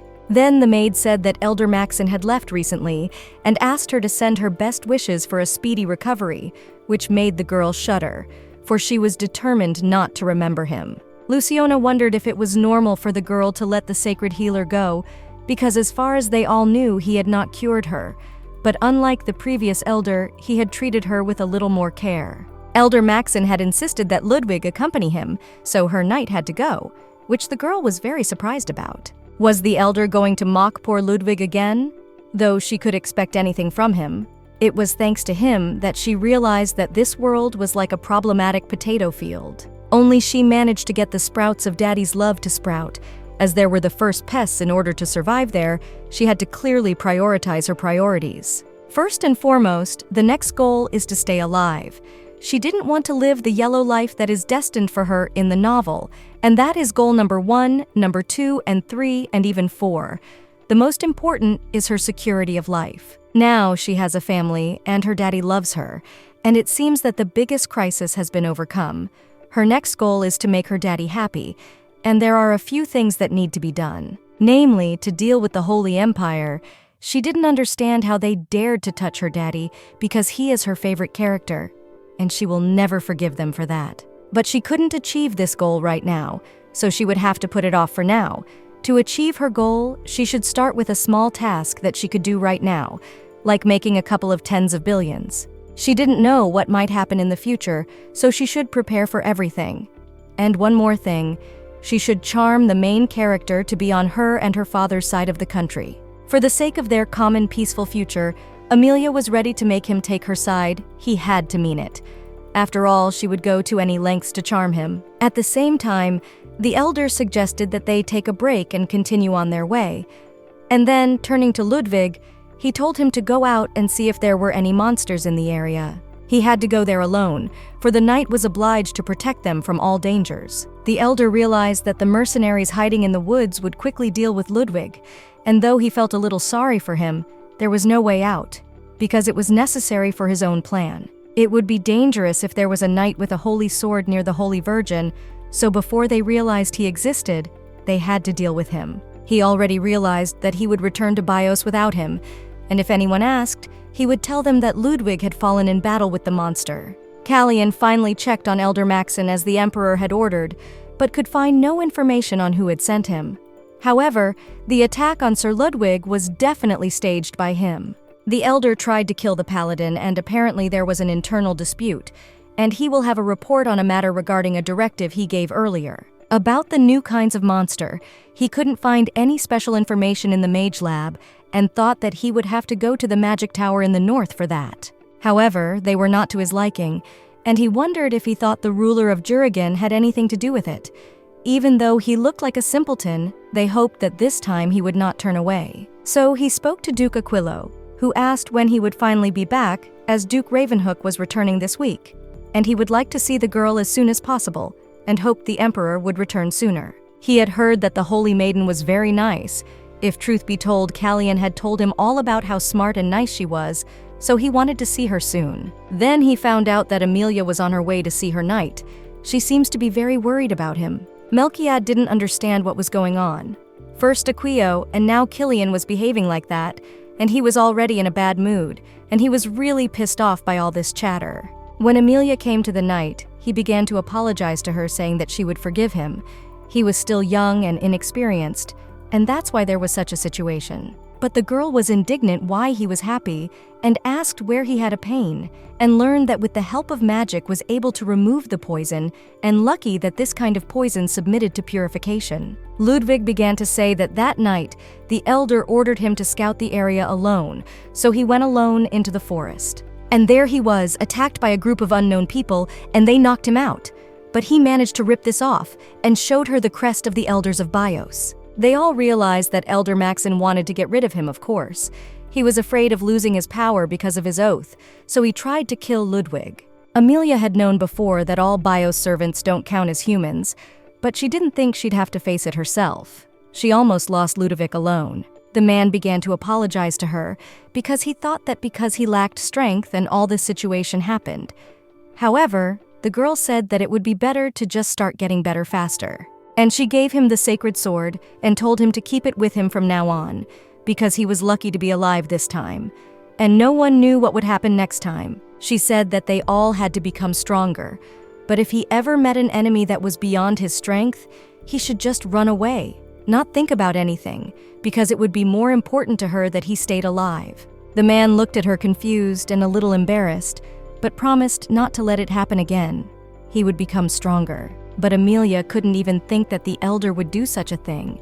She wasn't really upset that he died because of the monster attack, and now she thought that he really deserved it. But did he definitely die because of a monster? Usually negative characters don't die so easily, and he did. He came to her in a billion because he was worried about how she felt, and although the girl was happy to see him at first, but immediately wondered if it was her daddy who killed Elder Maxon for everything done by him. She hoped it wasn't him, because he couldn't have done it, and assured herself that the elder had simply asked for his sins, that's all, and no one was to blame. The next day, Emilia went to see Casey, complimenting him on his beauty, and since the weather was fine, she suggested that he go for a walk, but there was absolutely no response from him. She was annoyed because it felt like she was talking to a wall, and she had never heard back from him, even though she had been coming here for days and trying to talk to him, but he wouldn't let up. She could understand him though, since his little brother Harvel still hadn't woken up, and it must have been hard to keep waiting. In the morning, the priest had already been with the boy. He just said to watch his condition, but it was unclear how much, and Emilia was a little indignant because Casey had stopped eating because he was sitting next to his brother all the time. She was afraid that he would soon be put in a hospital bed if this continued, but she couldn't let that happen, and grabbed his hand and told him to go eat something right away. He was obliged to go with you to get something to eat so that he wouldn't go down with his brother. So she promised him that she would look after him, and he had no reason not to believe her. She had saved his life after all. She convinced him that in his condition was absolutely not his fault, promised to look after him what kind of trip is coming, because when Harvey starts that unhealthy views of his brother or add to his troubles, and they absolutely do not need it. At one point, the girl said that he had very beautiful eyes and asked to marry her when she grew up, put her hand on his shoulder, but the unexpected boy yanked it away, and on his body she saw the brand of a slave. When he finally agreed to go away, and Lucy wondered why Emilia cared so much about these strangers' children, for it did not seem to concern her at all. The girl looked down at them and explained that perhaps it was because they were alike. They were like her, and they were in the same boat, so they had to help each other. But Luciona thought Emilia meant that they were all orphans and began to feel sorry for her, though the girl tried to change her mind, but realized that there was no stopping it and decided to leave it at that. She would be better off concentrating on taking care of Harville. And the more she looked at him, the more she realized that he looked a lot like Casey, but a little softer than his brother. His hair had turned completely white, and maybe it was because of the miracle she'd done. Even though she managed to save his life, she wondered why he still hadn't woken up. So in a moment she touched him and asked him to wake up quickly. Immediately the room lit up with light, and in a second the boy opened his eyes and looked at her confused. As soon as he saw her, he immediately called her an angel, remembering that she was the one who saved him. Lucia went to report it to everyone as soon as possible. Amelia was very relieved that Casey wouldn't have to suffer now, but in the book, he was in a lot of pain after his brother's death. Every time she read about his sufferings, she felt madly sad, though she empathized only with Melchiad. At the same time, Luz brought in the doctor and the priest, and Amelia took Casey aside to let them examine the boy, which wouldn't take long, but they had to make sure because he was fine. Well, they discussed something for too long. Even though he was awake, he must be fine, and Amelia was starting to get worried when she noticed that their faces were not happy, which meant that something was wrong. The doctor explained that physically Harville was perfectly healthy, but there was one problem. It wasn't quite clear why, but now he was dependent on divine power, and to lead a normal life, he would have to undergo regular purifications. Moreover, he was no good with the regular prayers of the priests, all the while trying to purify him, but not responding. This meant that only the prayers of a high-ranking priest would have an effect, but if the purification was too late, his body would weaken dramatically, and if he failed, the boy could die, and it was really bad. Amelia could imagine what Casey was thinking now, that he would get the high priest even if he had to kidnap him. She turned to him and said she would help the boy, but the boy was angry because he didn't understand what she could do, since he didn't know she was a sacred maiden. Amelia realized that with his temperament, asking for help will not wait, because he was insanely proud. But it was he who saved Priscilla, and she was obliged to give him this debt. So she asked him not to worry about her brother, because she could help him to the very end, as her divine power would never run out, because she was a holy maiden. But the boy was sure that he did not need her gifts. But Amelia resented it, because he needed help, and it was worth thinking about his brother. Besides, she was his guardian angel, and they had decided that personally with Harwell. But in case he didn't want to owe her that much, it would have to be resolved, and he would just give it to her in the future as he did, as it would be beneficial to both of them. She couldn't say exactly how he would thank her, but he would have to prove his worth, because she was betting that he would unlock his potential in the future, and then he would repay his debt by doing something useful for her. Casey looked at her carefully for a few seconds and hesitated, but agreed without hesitation, promising that she would never regret it, and they would look forward to it. Amelia was in a great mood, because now Casey was on her side and she had to try her best to get him to end well. The only problem was that she could see the slave mark on his body. Slavery was forbidden in Rael, but the law only applied to citizens of the Empire. Slaves from other countries can be protected by the law, but he can't. Since he has the branding, it means they are treated worse than cattle and need to get rid of his mark by all means. It's a special mark that could have been left by a mage from the lab. Only a mage with more power than the marker can get rid of it. Judging by the fact that her father hasn't done anything to Casey yet, he doesn't know about the mark on his body. But it's only a matter of time, and there's no telling what he'll do when the truth is truly revealed. So turning to Luca, she said that she should be the first to make her move and win, and asked what their knights Callian likes. A little later, she called Callian to her place and gave him a candy, but he assumed it was a bribe, after which Amelia asked him that if he loved her, he would have to help her, and from now on she was counting on him. Callian didn't understand what was going on, but the girl was glad that she had gotten him on her side, and all that was left was to set a precedent. Callian would have to take her side in the presence of her father. But she didn't know how to handle the situation. But then Melchiad entered the room and was a bit angry. He looked around and said that he had been told that Callian had some urgent business to attend to, but as it turned out, he had actually run off to have a chat with his daughter. Melchiad went on, wondering how often they had met like this before, what he didn't know, and how Callian had dared to sneak off to see his daughter. Amelia realized that her father was jealous now because he thought she was closer to Callian than to him, and since she found it so sweet, she threw her arms around him and hugged him tightly. He was glad that Amelia had finally recovered, because in 2 days they were leaving for the chemtrail, and she was glad that they were finally going to the capital. But she realized it would be better to bring up Kaisa here and now. So she asked what would happen to the people she had rescued, but Kallian replied that the decision had not been made yet, but they would probably let everyone go except the slaves. Amelia realized that her father was not going to let them go, but she would have killed and hidden them before, but she could not let Case become a servant. So she began to praise her own actions, saying how good she was for saving them, and when her father agreed, he said that she could get anything she wanted as a gift. The girl looked at him carefully and asked him to give her a gift of all the people she had saved. Since she saves lives, they belong to her now. At the same time, Kallian intervened in the conversation and said that this option is quite possible, because since the girls saved their lives, she should take them to herself. Despite Melchiad's displeased look, he turned to him and said that the Emperor had no plans for them anyway, and if they could be useful, it would make more sense. After his words, the man hesitated, and under the glances of Kallian, he had to agree, after which Amelia threw herself into his arms, saying that she loved him more than anyone else in the world. She also kissed her father, which amazed Kallian and Lucia. Amelia realized that now was the perfect opportunity. Before her father came to his senses, she had to act quickly. She said that she had one more request. She went to Casey and asked him to fight with her father. It was a unique opportunity that he had been struggling to achieve. She realized that when Casey felt her father's strength, he would change his attitude towards him.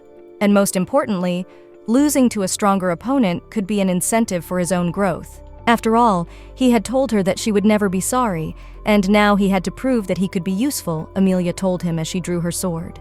She looked at him carefully and asked him to hold out for at least 30 seconds, but the guy thoughtfully said that he would beat him in 10 minutes, and he was absolutely sure of it. Amelia didn't understand if he was out of his mind, saying that at 9 years old, he could beat Melchiad himself.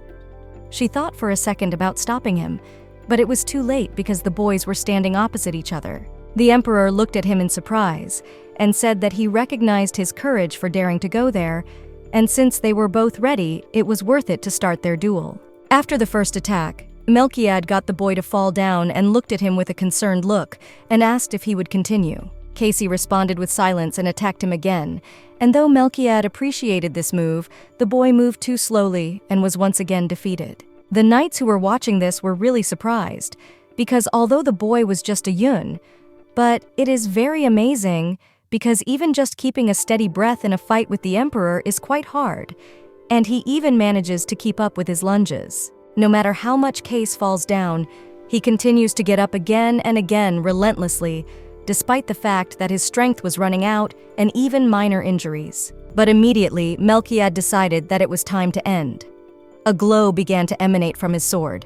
Amelia couldn't believe that the man was going to use his aura against a small boy. Amelia could not believe that the man was going to use his aura against the little boy, and he swung his sword, but he struck the wall near Casey and told him to remember the feeling, because if he ever felt it again, he would not be alive. Amelia started shouting that her daddy was the best and the most awesome, realizing that her favorite character was so cool it took her breath away. She reached out her hand to Kaisu to help him up and asked him what was wrong. But when he accepted her hand, she was surprised that he was suddenly so docile instead of ignoring her as usual. She realized that he seemed a little out of it after the battle and thought he should see a doctor. But the boy looked at her and thanked her sincerely. But Amelia didn't understand why he was thanking her, if it was for organizing the fight. Why does he say thank you? Although he was defeated in fact, when a person changes drastically about him, they say he was reborn. Not really, this duel has changed too much. Just then, Amelia noticed the look in Case's eyes and the glint in his eyes when he looked at her father. Even though she wanted Casey and Melchiad to get along, but she wasn't about to make Casey an idol. A few days later, the Emperor was finally returning to the Rael Empire. Most of the court came to greet him. Duke Nukram had left to hunt the monsters of the Western lands. The Duke again did not show up. Although this was not the first time he did so, in the end of the 4 great dukes today, only Aquilo and Lord Ravenhook came. Aquilo turned and said that he had heard about his return. After all, it had been so long since they had seen each other. But in other words, he knew that the man had been back for a long time, but wondered why he had only just come out now. Valentine had already asked how Aquila was doing, since he was the only one who had to look after such a big palace, and it must not have been easy for him. But in other words, he wondered why he had come, and if he was here, he must have liked to run the palace alone. Then Aquila asked if Lord Rivehook had been in contact with the new princess, for the emperor had ordered that the sacred maiden be appointed princess, which he was very surprised to hear. Valentine was surprised because it was not so simple, and the law allows not a native child to inherit the place of princess, but it was not a problem because the emperor wrote the law. Just then they saw a carriage coming, from which the emperor initially came out, and then turned inside and said that the girl could also go out, and the surrounding heard a child's voice. What were madly surprised because she did not come in the same carriage with the emperor, despite the fact that it was against the imperial palace. When the girl asked her father to take her in his arms, the people around her were even more surprised, for they read that she did not understand what she was doing, and probably another soul would soon say goodbye to this light to be a pity, for she was very young. But the man lifted the girl in his arms without question and without delay, and no one understood what was happening. They were all bewildered, and it was now that Amelia saw how her father had changed after seeing her. She looked at her father once again and realized how beautiful he was. She said that it was hard for her to breathe, and the emperor was very frightened and ordered to call a doctor.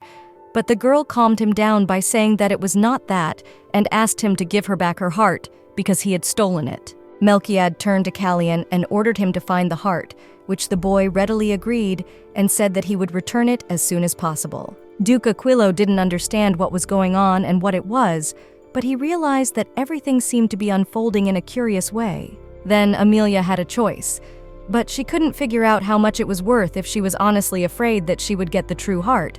But Daddy and Callian were more resourceful. When Luciona saw how happy the girl was about the gift, she was surprised because I was not supposed to have any attachment to the mundane, and she was so happy about the usual jewelry. Amelia, however, noticed that Lucy was sighing heavily very often today, to which the maid replied that she was very anxious about the girl now. The maid explained that she was worried that she would not meet a man who was normal in appearance and fall in love, because if she was deceived by a scoundrel with good looks, she would suffer. But Amelia calmed her down by saying that such a thing would never happen, because the only man who had won her heart was her father. But now, these words are even more unhealthy. However, Amelia thought that there was absolutely nothing shameful in her bright feelings. She should be proud of them. Personally, she was proud of it. Lucy smiled and realized that she no longer understood her at all, but for now it was clear that she was not quite normal and asked for guidance. There were discussions among the courtiers about what the emperor had done when he returned, for many thought that the heavens would turn. After all, he had never liked children and even demanded that they not be seen by him.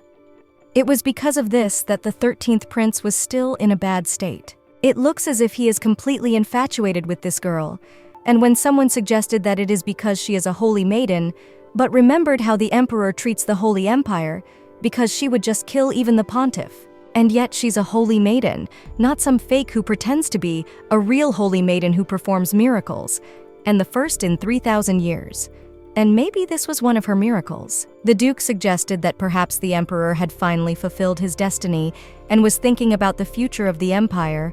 Since he had a child, a wife was just around the corner, so he thought it was the right time for the future empress to appear. Emperor Melchiad did not understand what was going on and whether all the courtiers had gone mad. He had returned to Rael only a week ago, but the series of unpleasant events still did not stop. He suddenly began to receive marriage proposals every night in the bedroom, waited not all where the maiden came from. In case, if this is the work of the aristocrats of the empire, then they are so eager to die.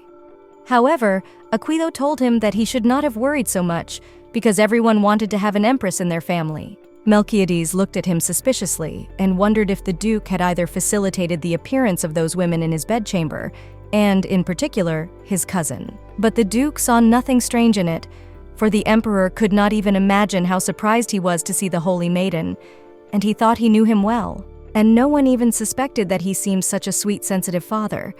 All the courtiers say that he has finally learned to love. Melchiad denied it, saying it was nonsense, and Aquilo agreed with him.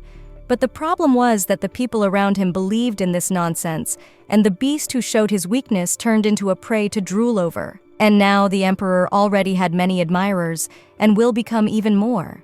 And the duke did not understand. Why not enjoy such a moment, if for that matter? Because before the man was not at all opposed to the night company, he entertained to the fullest in the old days. Melchiad realized that in the old days, he couldn't sleep at night. He needed some distraction. But unfortunately, not any women, not the strongest alcohol could relieve his headache.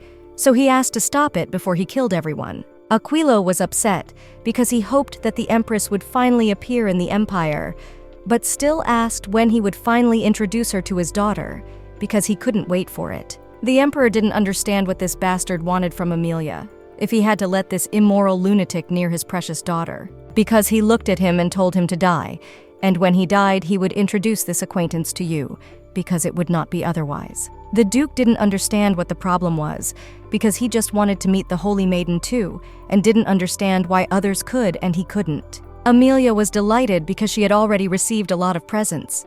Her closet was already overflowing with beautiful clothes, shoes and hats, a lot of accessories, even glasses that she does not wear. She didn't understand why she needed so many things, and most importantly, she was given a real tiara, the kind she had only seen on the internet, and those diamonds were just dazzling.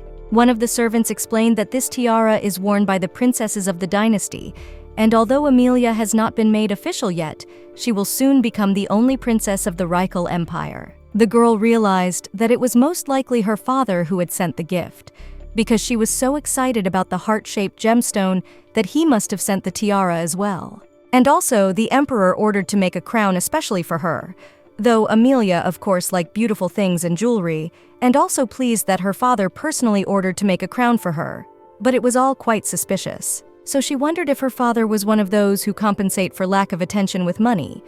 And seeing the servant's reaction, she realized that she had probably guessed. She went for a walk with Luciona afterward, and they noticed that it was quite cold outside, for unlike the Empire, it was summer in Bios. In the capital and in the imperial castle, the cold is not so much felt because of the barrier.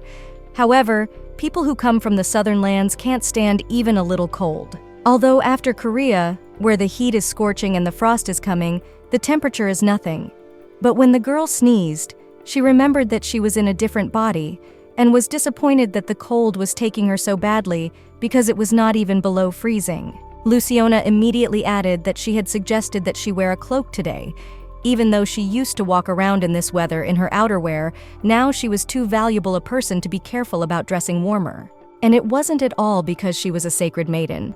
She was just very precious to absolutely everyone, and plus today, including because today they decided to end the walk and walk back again. However, immediately they heard the conversation of a group of men who were discussing that they couldn't make a decision that the emperor wanted to make this girl, who didn't even know the basics, a princess. It was like recognizing the transfer of power of the puppet to the Holy Empire. Luciona heard this and tried to take the girl back to the castle because I shouldn't have listened to it.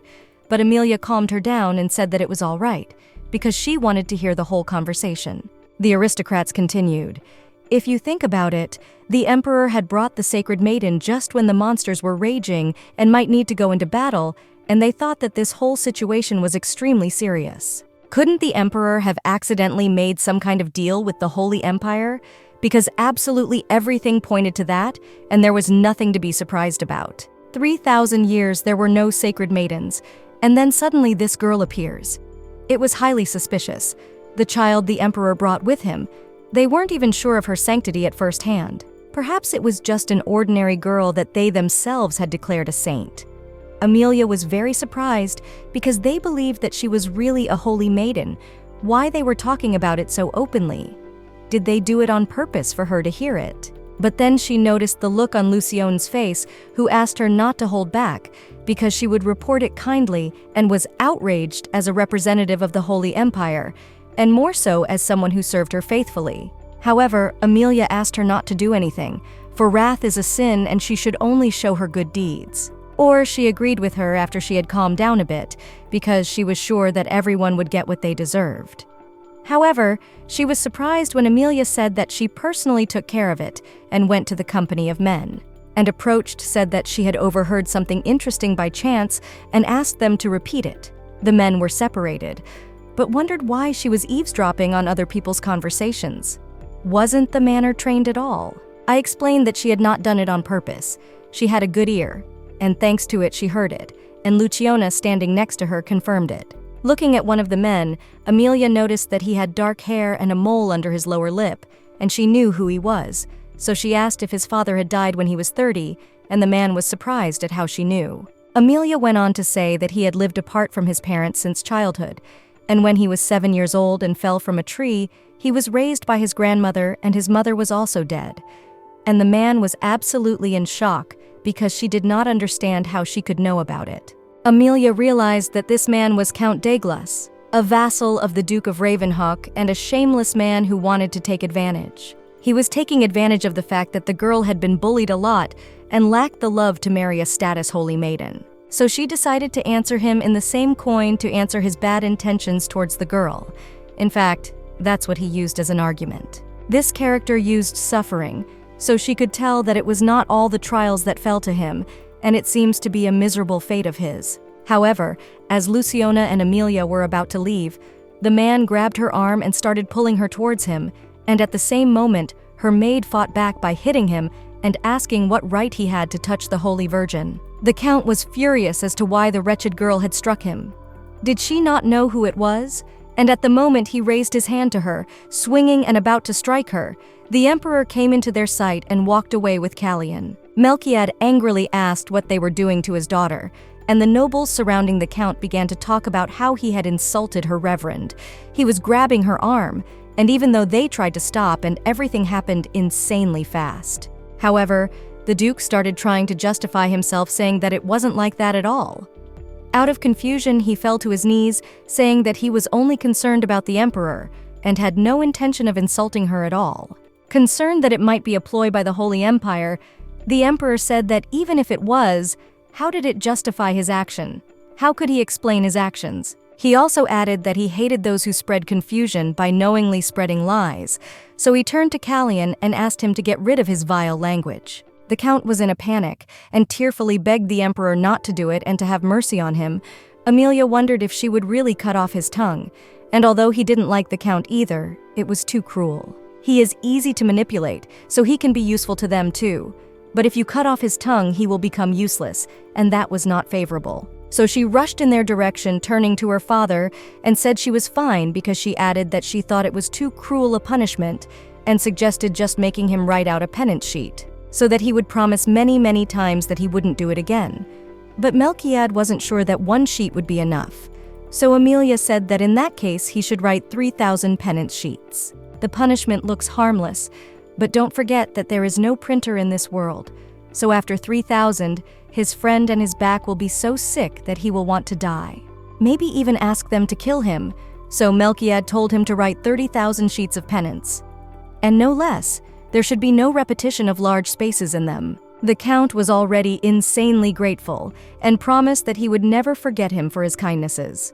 Then Callian escorted him out of there, promising to watch over him. Amelia hugged her father tightly and said he was the best and thanked him for it. She thought that was the end of it. But after the Earl of Yes, I wrote you 30.000 to write down he demoted him to Marquis, and the reason was that he did not believe a single word of his written on paper. After that day, even though Duke Ravenhook tried to challenge her title as Princess Melchiad wouldn't even listen. The aristocrats supporting him also had to put up with it, and there were even rumors in the palace that it was better not to mess with her or else be in trouble. It was said that Melchiad would ruin the lives of anyone who dared to touch her. And after a while, a ceremony was held in the temple where Amelia Priscilla was officially awarded the title of the rightful Princess of Rael. After her father put the crown on her, Luciona congratulated her on her new status, and now she is the true Princess of Rael, which she still couldn't believe. Luciona didn't think she would agree to all of this. The rules were that she had to give up her status as the Sacred Maiden of Bios after she was adopted and before she came of age. The adoption process had changed because her father and the pontiff had agreed to amend the rules so that even if she became a princess of Rael, she would not lose her status as the Holy Maiden of Bios. She was a little suspicious of this change, but thanks to it she was still a maiden and she liked it very much because now she was a princess too. At the same time, 3 girls entered the room. One of them was called Margaret. She was the head maid, and the others were the maids of honor who would now serve her. They also said that the emperor had told her that her palace was not ready yet, so she would have to live in a separate palace for a while, but her intentions were fine with that. For the moment the girl lived in a palace designed for guests abroad, her father said that he was protecting her from now on, so he would not allow the sacred knights of Bios within the palace. Amelia didn't really care which palace she lived in, but to be honest, the whole situation bothered her a bit. She wondered if they were going to move back to Bios, or if they were using her status as a sacred maiden to keep watching her. But looking at the look on Luciona's face, she realized that it was really that nasty old man pontificating. She knew that's what he was adding a special clause to. And did he really think he had caught her? Luciona asked her to be patient. He was only worried about her. That's why he took action. After all, it was a man with her homeland. However, Amelia said that she had no homeland, and decided that today her homeland was Rael, and let Lucy's homeland be Rael too, since they were one and the same. Although the maid was surprised at first, she agreed, because whatever happened, she would always be on her side, and they were happy to have each other. Every time Amelia hugged her like that, she remembered their first meeting. She was the only one who stayed with her after all her whims and tantrums. After realizing that she was the hero of the novel, Amelia threw tantrums every time she said that she wanted to go home to her mother and father. And only Luciona listened and felt sorry for her then. It would be a case of she doesn't miss or feel sad at all, but she has already decided to live in this world. After all, there is a daddy there or Lucia. She told the girl that she loved her and hoped she would stay with her for the rest of her life. Paladin Clody looked at those survivors who had been saved by the Sacred Maiden and didn't understand why it was necessary to save some homeless people. Among them, there were probably criminals and slaves, and they sucked like parasites to the grace of the Sacred Maiden and were satisfied with it without trying to change anything. At one point he approached the boy, and when he called out to him, he did not turn around because he grabbed him, forbade him to turn around, and started screaming. And when he did not see the expected reaction from him, began to insult him, not understanding how he dared to treat him like that and where such insolence came from. Because he hit him very hard, I realized that such people should be trampled and crushed so that they do not forget where their place is. After all, if he was already like that now, what he will turn into when he grows up, when after the blow the boy got up, the paladin did not understand why he did not calm down and continued to look at him with the same insolent look. Already now he realized that the boy would not bend even if you break every bone in his body, so he decided to check what he would do when the sword was in front of his nose. But at the same moment, Ludwig was there with Amelia, and Ludwig with his sword stopped his blow because they did not realize what was happening. The paladin noticed the holy maiden and tried to explain that he was just trying to teach him a lesson instead of teaching him respect and deference. But immediately, Amelia smiled sweetly and went at him with all her might. She kicked him in the leg, and the man was on his knees in front of her. She smiled and explained that it was also a lesson in respect, and asked him where his respect was when the holy maiden was in front of him. Amelia asked Ludwig to help Casey up. Her heart ached for him, and she also felt a mad anger. She turned around and looked at all the people in the room who had fallen to their knees to greet the holy maiden, even though she knew with her mind that they were just avoiding trouble and didn't want to spoil their relationship with the paladin. But she couldn't understand how one could just stand there and watch a little boy being brutally beaten, while a follower of a god was acting on his behalf. So she asked why he hit him. The man said that the boy just ignored the words, and he himself did not notice how he began to beat him. Amelia smiled and asked if it was just because the boy did not respond that he began to beat him, in response to which the paladin bowed to her and began to apologize. But the girl realized that he is not remorseful for what he did, just in front of him a man with more power, and he has to bow his head. It is worth it only to show the slightest weakness and she will be eaten alive. That's what happened to Priscilla. In the original, she believed in the goodness of the people who surrounded her. That's why she was overcome by playing and using her kindness. Amelia would have turned her back on everyone immediately, but she kept believing and hoping, which was her foolishness. She began to explain to the paladin that what he had done was the unpardonable sin, but the man didn't understand, so he just enlightened the ignorant commoner. I didn't know that sins desire to bring light to minds. Amelia said that in that case he could carry in a human way, Did he forget where he is? And if he thought that he is a paladin of Bios, then now he is allowed everything. But it was not so because he disgraced his country. Now the inhabitants will think that all the paladins of Bios are like him. And touching him, she said that he no longer had the right to use the god's patronage. He couldn't believe what had happened. And did Amelia had just taken away his blessing? The girl explained that she didn't need people like him begging him to return the blessing and give him a second chance. But she asked him to get out of her sight, but realized that these people around were no better than idle witnesses to the torture of a child, and she already regretted that she had saved their lives. And she said that in a week, all the survivors would be interviewed. In the meantime, they had to think hard about what they were best at and how they could earn their bread. If they wanted to leave, they could leave now. But if they hoped to stay, they should remember why she kept them alive. She saved people. Whether to stay human or to give up the choice is up to them. So she called Casey and Ludwig, and they left. The room where Casey and Harville lived was in the night wing. Compared to the rooms of the other survivors, it was much better and more spacious. I guess that was what built a wall between Kais and the others.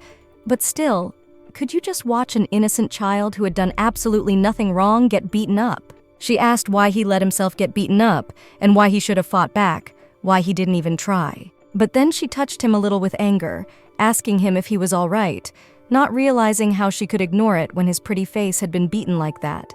Then she just asked him to stay still and used her power to heal him, realizing how great it was to have divine power because she could help anyone. Casey didn't realize if she was completely stupid, but there was a strange feeling inside of him, like something inside tickled him and made him feel warm for no reason at all. He was used to being beaten and treated badly. That's how this world had always been for him. But then, why this girl with her good-naturedness ruins this world without realizing it? And also could not forgive himself, because it began to crave his kindness. He knew that no one can be kind and gentle without a sharp reason. And he was sure that she was not just being nice to him, so he said that he did not trust her. But the girl was not angry, which he was surprised. She simply explained that it was his choice to believe or not, but he could not realize why she was so good to him and what she might want from him. He realized that he hadn't even been able to prove his usefulness yet, and after he'd lost the fight, she'd come less and less often, and he'd thought she'd forgotten all about him. And then he felt the difference between them again, and realized that unlike her, who could come to him at any time, he had no right to approach her. So he decided that she was disappointed, and that they would never see each other again. And he wondered why she had suddenly come to him, since she had not shown herself for so many days. Realizing that it probably upset him, she asked him not to be offended. She was just very busy. And turning to him, she said that he might not believe her and it was absolutely his right, but if he did believe her, he would never regret it. Casey realized how strange she was, but it was the first time he had ever seen her smile like that, and he didn't know why, but he couldn't take his eyes off her as if something was holding him back. Paladin Clody was the second son of an aristocratic family with a long history. After being baptized, he became a paladin of the Holy Empire. Due to his background and superior abilities, he stood out among other paladins, and even his fiery temper didn't stop others from admiring him. That is, it had been so until now. But now everyone considered him a real disgrace for a paladin, and did not understand how one who served a god could do such a thing, because he was now condemning everyone else. He felt insane humiliation just for that little girl. She had a look as if she could make anyone shut up. She was so small, but she had a lot of cunning. The paladins had beaten him and told him that they were returning to Bios without him, and that he would be able to get there on his own. He didn't realize that he was going to die because of some little girl, but then he appeared in front of him, who saw that Crody had lost his way, but he longed for salvation. When Crowdy looked at him uncomprehendingly, wondering who he was, the man simply smiled and said that he was the one who had come to save him. When Amelia saw the gifts she had been given in honor of her new title, she was surprised at how many there were. And the nobles were not thrilled about it all, probably just trying to make connections now. She saw a small box, and the patterns looked familiar to her, as she assumed it was a gift from Duke Ravenhook, and she ordered it to be thrown away. Luciona was surprised and tried to explain that this was not the way to do it. But the head maid Marguerite said that there was nothing wrong with it, because their emperor had also ordered it to be placed separately, and they understood each other. Amelia decided to look through the gifts to see if there was anything useful, Most of them were gems or handmade items, but her father had already given her many expensive gifts, and she didn't need more. However, she suddenly stopped at a small sword that was made just for the child in the size that suited her perfectly. She was happy with this gift and decided to give it to Kaisu, because she didn't need it at all. She explained that it was a small sword, but it was a sword that she had personally blessed, and now she came more often to see the boy. But she couldn't get over the upset look on his face. She realized that he was still a child, and he must be lonely, and she should take more care of him. So she decided to tell him that she was now the new princess of Rael, and she decided to try to explain it to him, because it was a very strange feeling to be the daughter of the emperor, before the people around her did not put her in anything. And when she became a member of the imperial family, it seemed that the world began to recognize that she and her father were now a family. And that made her happy. And now she could confidently say that he was her father. Amelia didn't know how to explain to him. It was hard to pinpoint the specific reasons why she loved him. But at some point, she suddenly realized that she had fallen in love. She realized that before she met him, her life was boring and lonely. But after she fell in love with him, every day was joyful. The more time they spent together, the more she wished him to be the happiest she could be, and thought to love someone so much was a true blessing. She tried to explain that it was a blessing to try in the moment, if one waited patiently for tomorrow, enjoying every view together. Then life in which there was love became rich and bright, and hoped that someday he would know this happiness too. In response to the boy's confused look, she smiled and took his hand, saying that she liked him a lot too, and she didn't say it to everyone, because he was not just someone. Amelia smiled, realizing how nice it was to make fun of a little boy, even though she was still a little boy, and said that today she would like to go to her dad's house. When she found out that he was in his office and probably busy, she asked if she could go there just for a minute. When Lucy agreed, she realized that it was the most beautiful thing about being a little girl, that she could just say how much she missed her daddy, and everyone tried to help her. In her heart, she laughed at how adults were, because they didn't even know how she felt about Melchiad, and promised herself that she would find out everything about him and headed happily to his office. When they got to his office, one of the knights said that they would have to wait a little longer because the emperor had a very important meeting, and while Lucy was talking to him, Amelia ran away and decided to come in from the other side to scare her daddy. They talked about how they couldn't find her location, yet everyone was looking for her. But the pontiff hadn't guessed anything yet, or he wouldn't be sitting there. Most likely, it is in the temple. So it was worth starting at the beginning, as this religion is bound to be found. Not only was Amelia surprised that there was a religion, but then Melchiad said that it had to be found, and they had to get it even if they had to kill everyone else.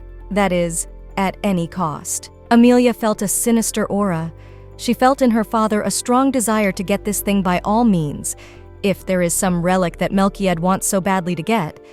But in the novel, nothing was said about it. At the same moment, however, one of the men suspected that they had been overheard and was about to go to the door, and Amelia decided to act first, opening the door and greeting her father with a surprise. Immediately, Duke Aquila rushed to her, seeing how beautiful she was, but Callian grabbed him at the same second and took him out of there, and the girl didn't understand what had just happened and who it was. Immediately, one of the servants came into his office and started apologizing for the mess, and said that he should have followed the princess and it was all his fault. Kneeling down, he was truly sorry, but was surprised when the emperor said that it was no big deal and there was no problem and just let him go. Amelia realized that the older servant was quite clever, and that was why he had survived, and she liked him more and more. But she was immediately distracted from her thoughts by her father's question, who asked why she had come here now. Amelia looked at him confused, and realized that she wished she could ask him directly what kind of religion he was looking for and why, but she shouldn't be so interested in it now, because it would look suspicious, and it would be better to change the topic to a more neutral one. So she smiled and said that she had come because she missed her father. She asked what kind of uncle he was, but Melchiad called him trash and said that girls should not even think about it. Amelia a little did not understand why he suddenly so called an ordinary man and asked questions about who he was. Such an important character, realizing that Daddy is a real villain after all. Is it possible that this was the man she thought? At the same moment, Melchiad looked at her suspiciously, and asked what she was thinking about. But the girl smiled sincerely and said that of course she was only thinking about him and could not think about anyone else, because she had only him and no one else. The servant who came in dropped all the food from the tray, and being in a state of shock, quickly scurried out of the office, saying that he would come back later. Amelia did not understand what had happened to him, because he acted as if he had seen something he should not have, and asked if her father had beaten the servant. After the meeting with her father, Amelia sat in her room and thought about what kind of relic he was looking for, because the novel did not say a word about it. Usually, a relic is a thing that was left in this world by a sacred virgin, a divine object that is given by God during the awakening of the ability of the holy. They can do a lot of things to revive the dead, for example, turn back time and all that kind of thing. However, even such a great thing has disadvantages. It is not omnipotent and can fulfill not every wish, and yet every religion has its own price. She could not even imagine what kind of religion Dad is looking for. She wondered if it was the relic that made him a villain, but she couldn't think of anything in her head, and the book didn't tell her much about Melchiad's past, and it would be hard to find out anything, so she needed more help. Ludwig came into her room to greet her and explained that he had come to report that the paladin Clody, exiled to Bios, had gone missing. He was on his way to the capital but had disappeared. The others thought he had died where he had last been seen by quite a few very strong monsters. It was strange that they didn't report it to Rael and her father. It was a cause for conflict. So why did they sit silently? And Amelia already realized that something was wrong. But for now, she decided to find out how Harvel was feeling. Ludwig said that in the morning the boy woke up, ate, and fell asleep immediately. According to the doctor, his condition is improving little by little, and it was possible not to worry about it. The situation was still as gloomy. All the paladins shun Caius, and other people are not in a hurry to make contact. Between him and the people around him is still a blank wall, and it seems that everyone thinks that he is now special treatment. But he had absolutely no reaction to it, and Ludwig even seemed that he liked the loneliness. It was as if he didn't care what the people around him thought of him, as if he was striving for loneliness, not wanting to get close to anyone. At least it seemed that way to them. Amelia realized that he had put it very accurately, because the Casey she knew was exactly like that. In fact, he suffered from loneliness, and she wondered if he was disgusted with Ludwig, because it was just that others disliked him because of it. But the knight replied that he could not be disgusted by him. He was just a child, but not like a normal child, because he does not even try to pretend to be nice. He is taciturn and serious, does not show his thoughts and feelings, and does not let anyone near him, and is not the kind of person who will be loved and praised even for his virtues. So he had a hard time in life, but despite this, Amelia wished him happiness, and thought about what to do for it. She promised herself that she would try to do whatever she could, and when she turned to Ludwig, she made sure that he trusted her. She told him that he would have to do something for her. The task that the girl gave Luciana and Ludwig was quite simple, namely, to talk to all the survivors. As a result of this conversation, all but 3 of them said that they wanted to stay in Rael. Among them were quite a lot of useful people, from ruined foreign aristocrats to criminals, and it seems that they grabbed absolutely everyone indiscriminately. Lucy also questioned everyone about the future plans and wrote down. Amelia explained that it was because it was difficult to analyze the abilities of each person, but at least she would have a rough database so that even if someone told her the truth, she would still have an idea of where and how best to place all these people. Luciana looked at her in surprise and said that she thought it was better for others not to know how smart she was because she was afraid that she might be in danger. But Amelia hugged her and said that as long as they were together, everything would be fine and nothing bad would happen. Luciana only promised that she would try harder to be useful to her and asked what to do with the 3 who wanted to leave. But it was worth forgetting about them because it was clear where they would send them. At the same time, Duke Aquila told the emperor that in the estate of Duke Ravenhook appeared guests whose identity they could not establish. This time there were 2 of them. They immediately called the doctor. It seems that one of them was injured. Hardly the Duke began charity, and suddenly he planned to harm the new princess. So the best solution would be to take action before something bad happens. And Aquilo thought that if it came to that, he should certainly take a closer look at the princess. But he was denied this offer because the emperor did not know what he had in mind. Aquila was indignant because he thought that the emperor was too cruel to him. He just wanted to see the princess. Last time he was not even allowed to greet her properly, and then he was forbidden to enter the new palace, which was very unfair. After that, the emperor was visited by the Western Eagle Marquis Bertolche, who had a question about the appointment of a new princess, despite the fact that everything is already decided. But because of this began to come a lot of complaints from the courtiers, and he could not contain them indefinitely. So he proposed to organize a viewing. Looking at the reaction of the emperor, he explained that he knew perfectly well where he was going with this and really wanted Melchiad to choose the empress he did not have to marry. But just to take at least a concubine, no one would object to his choice. However, Melchiad said that no matter how much they asked, there would never be an empress in Rael. But the Marquis began to explain to him that the absence of a woman could have a bad effect on their princess, because the princess would be left all alone at social gatherings without a stepmother, and one could only imagine how Her Highness would be confused at such a reception. Melchiad wondered why she should be alone if she had him, but there were still moments that even a father could not make up for, and he had to think about it. Melchiades understood that there was truth in the Marquis's words, and for Amelia's sake he agreed to it, but he had a condition. The Marquis had to get his daughter's permission, and only then he would choose a spouse for himself. The Marquis agreed, and asked whether the emperor continued to take his medicine, for he had heard that his condition had become very unstable after that incident, and the emperor should be careful. However, their conversation was interrupted by the news that the princess had arrived. When the girl ran into the office, she immediately ran to hug her father, saying how much she missed him, and asked who was the grandfather with him. And when she saw him, she realized that it was the Western Eagle.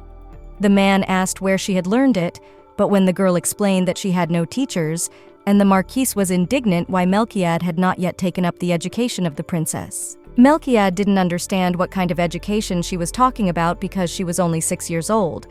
But Marquis thought otherwise because it was time for her to learn. It was unthinkable to leave such a smart princess without proper education because it was in the interest of the state and all mankind. Tired of listening to this, Melchiad asked him to leave, but the Marquis yielded only because of the princess, and only this time, but asked him to take care of her education beforehand. Amelia smilingly said that her father had been told off so he could be scolded, which she was very happy about. And then she remembered what she had come for and explained that she had come to protest.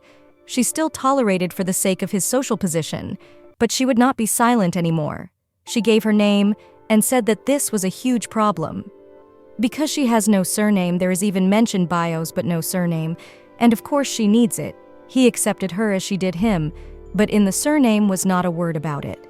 After all, she has her surname, and her father did not have her surname, which was extremely unfair. She realized that this was the only way to show that he was her dad, and she wanted to add a last name that she, Han, would choose. She began to gradually write down the name she had used before coming here, and wanted to use it somewhere after they had written down their full names on paper. They noticed that it sounded very beautiful. And the girl was glad, because only the two of them in the whole world would use such a surname, and no one else would have it.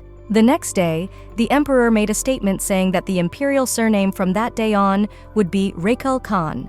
According to the laws of the empire, all those whose names coincided with Princess Amelia's would have to change them. The courtiers were outraged and did not understand why he had to change the surname of the ruling family, another one so really strange.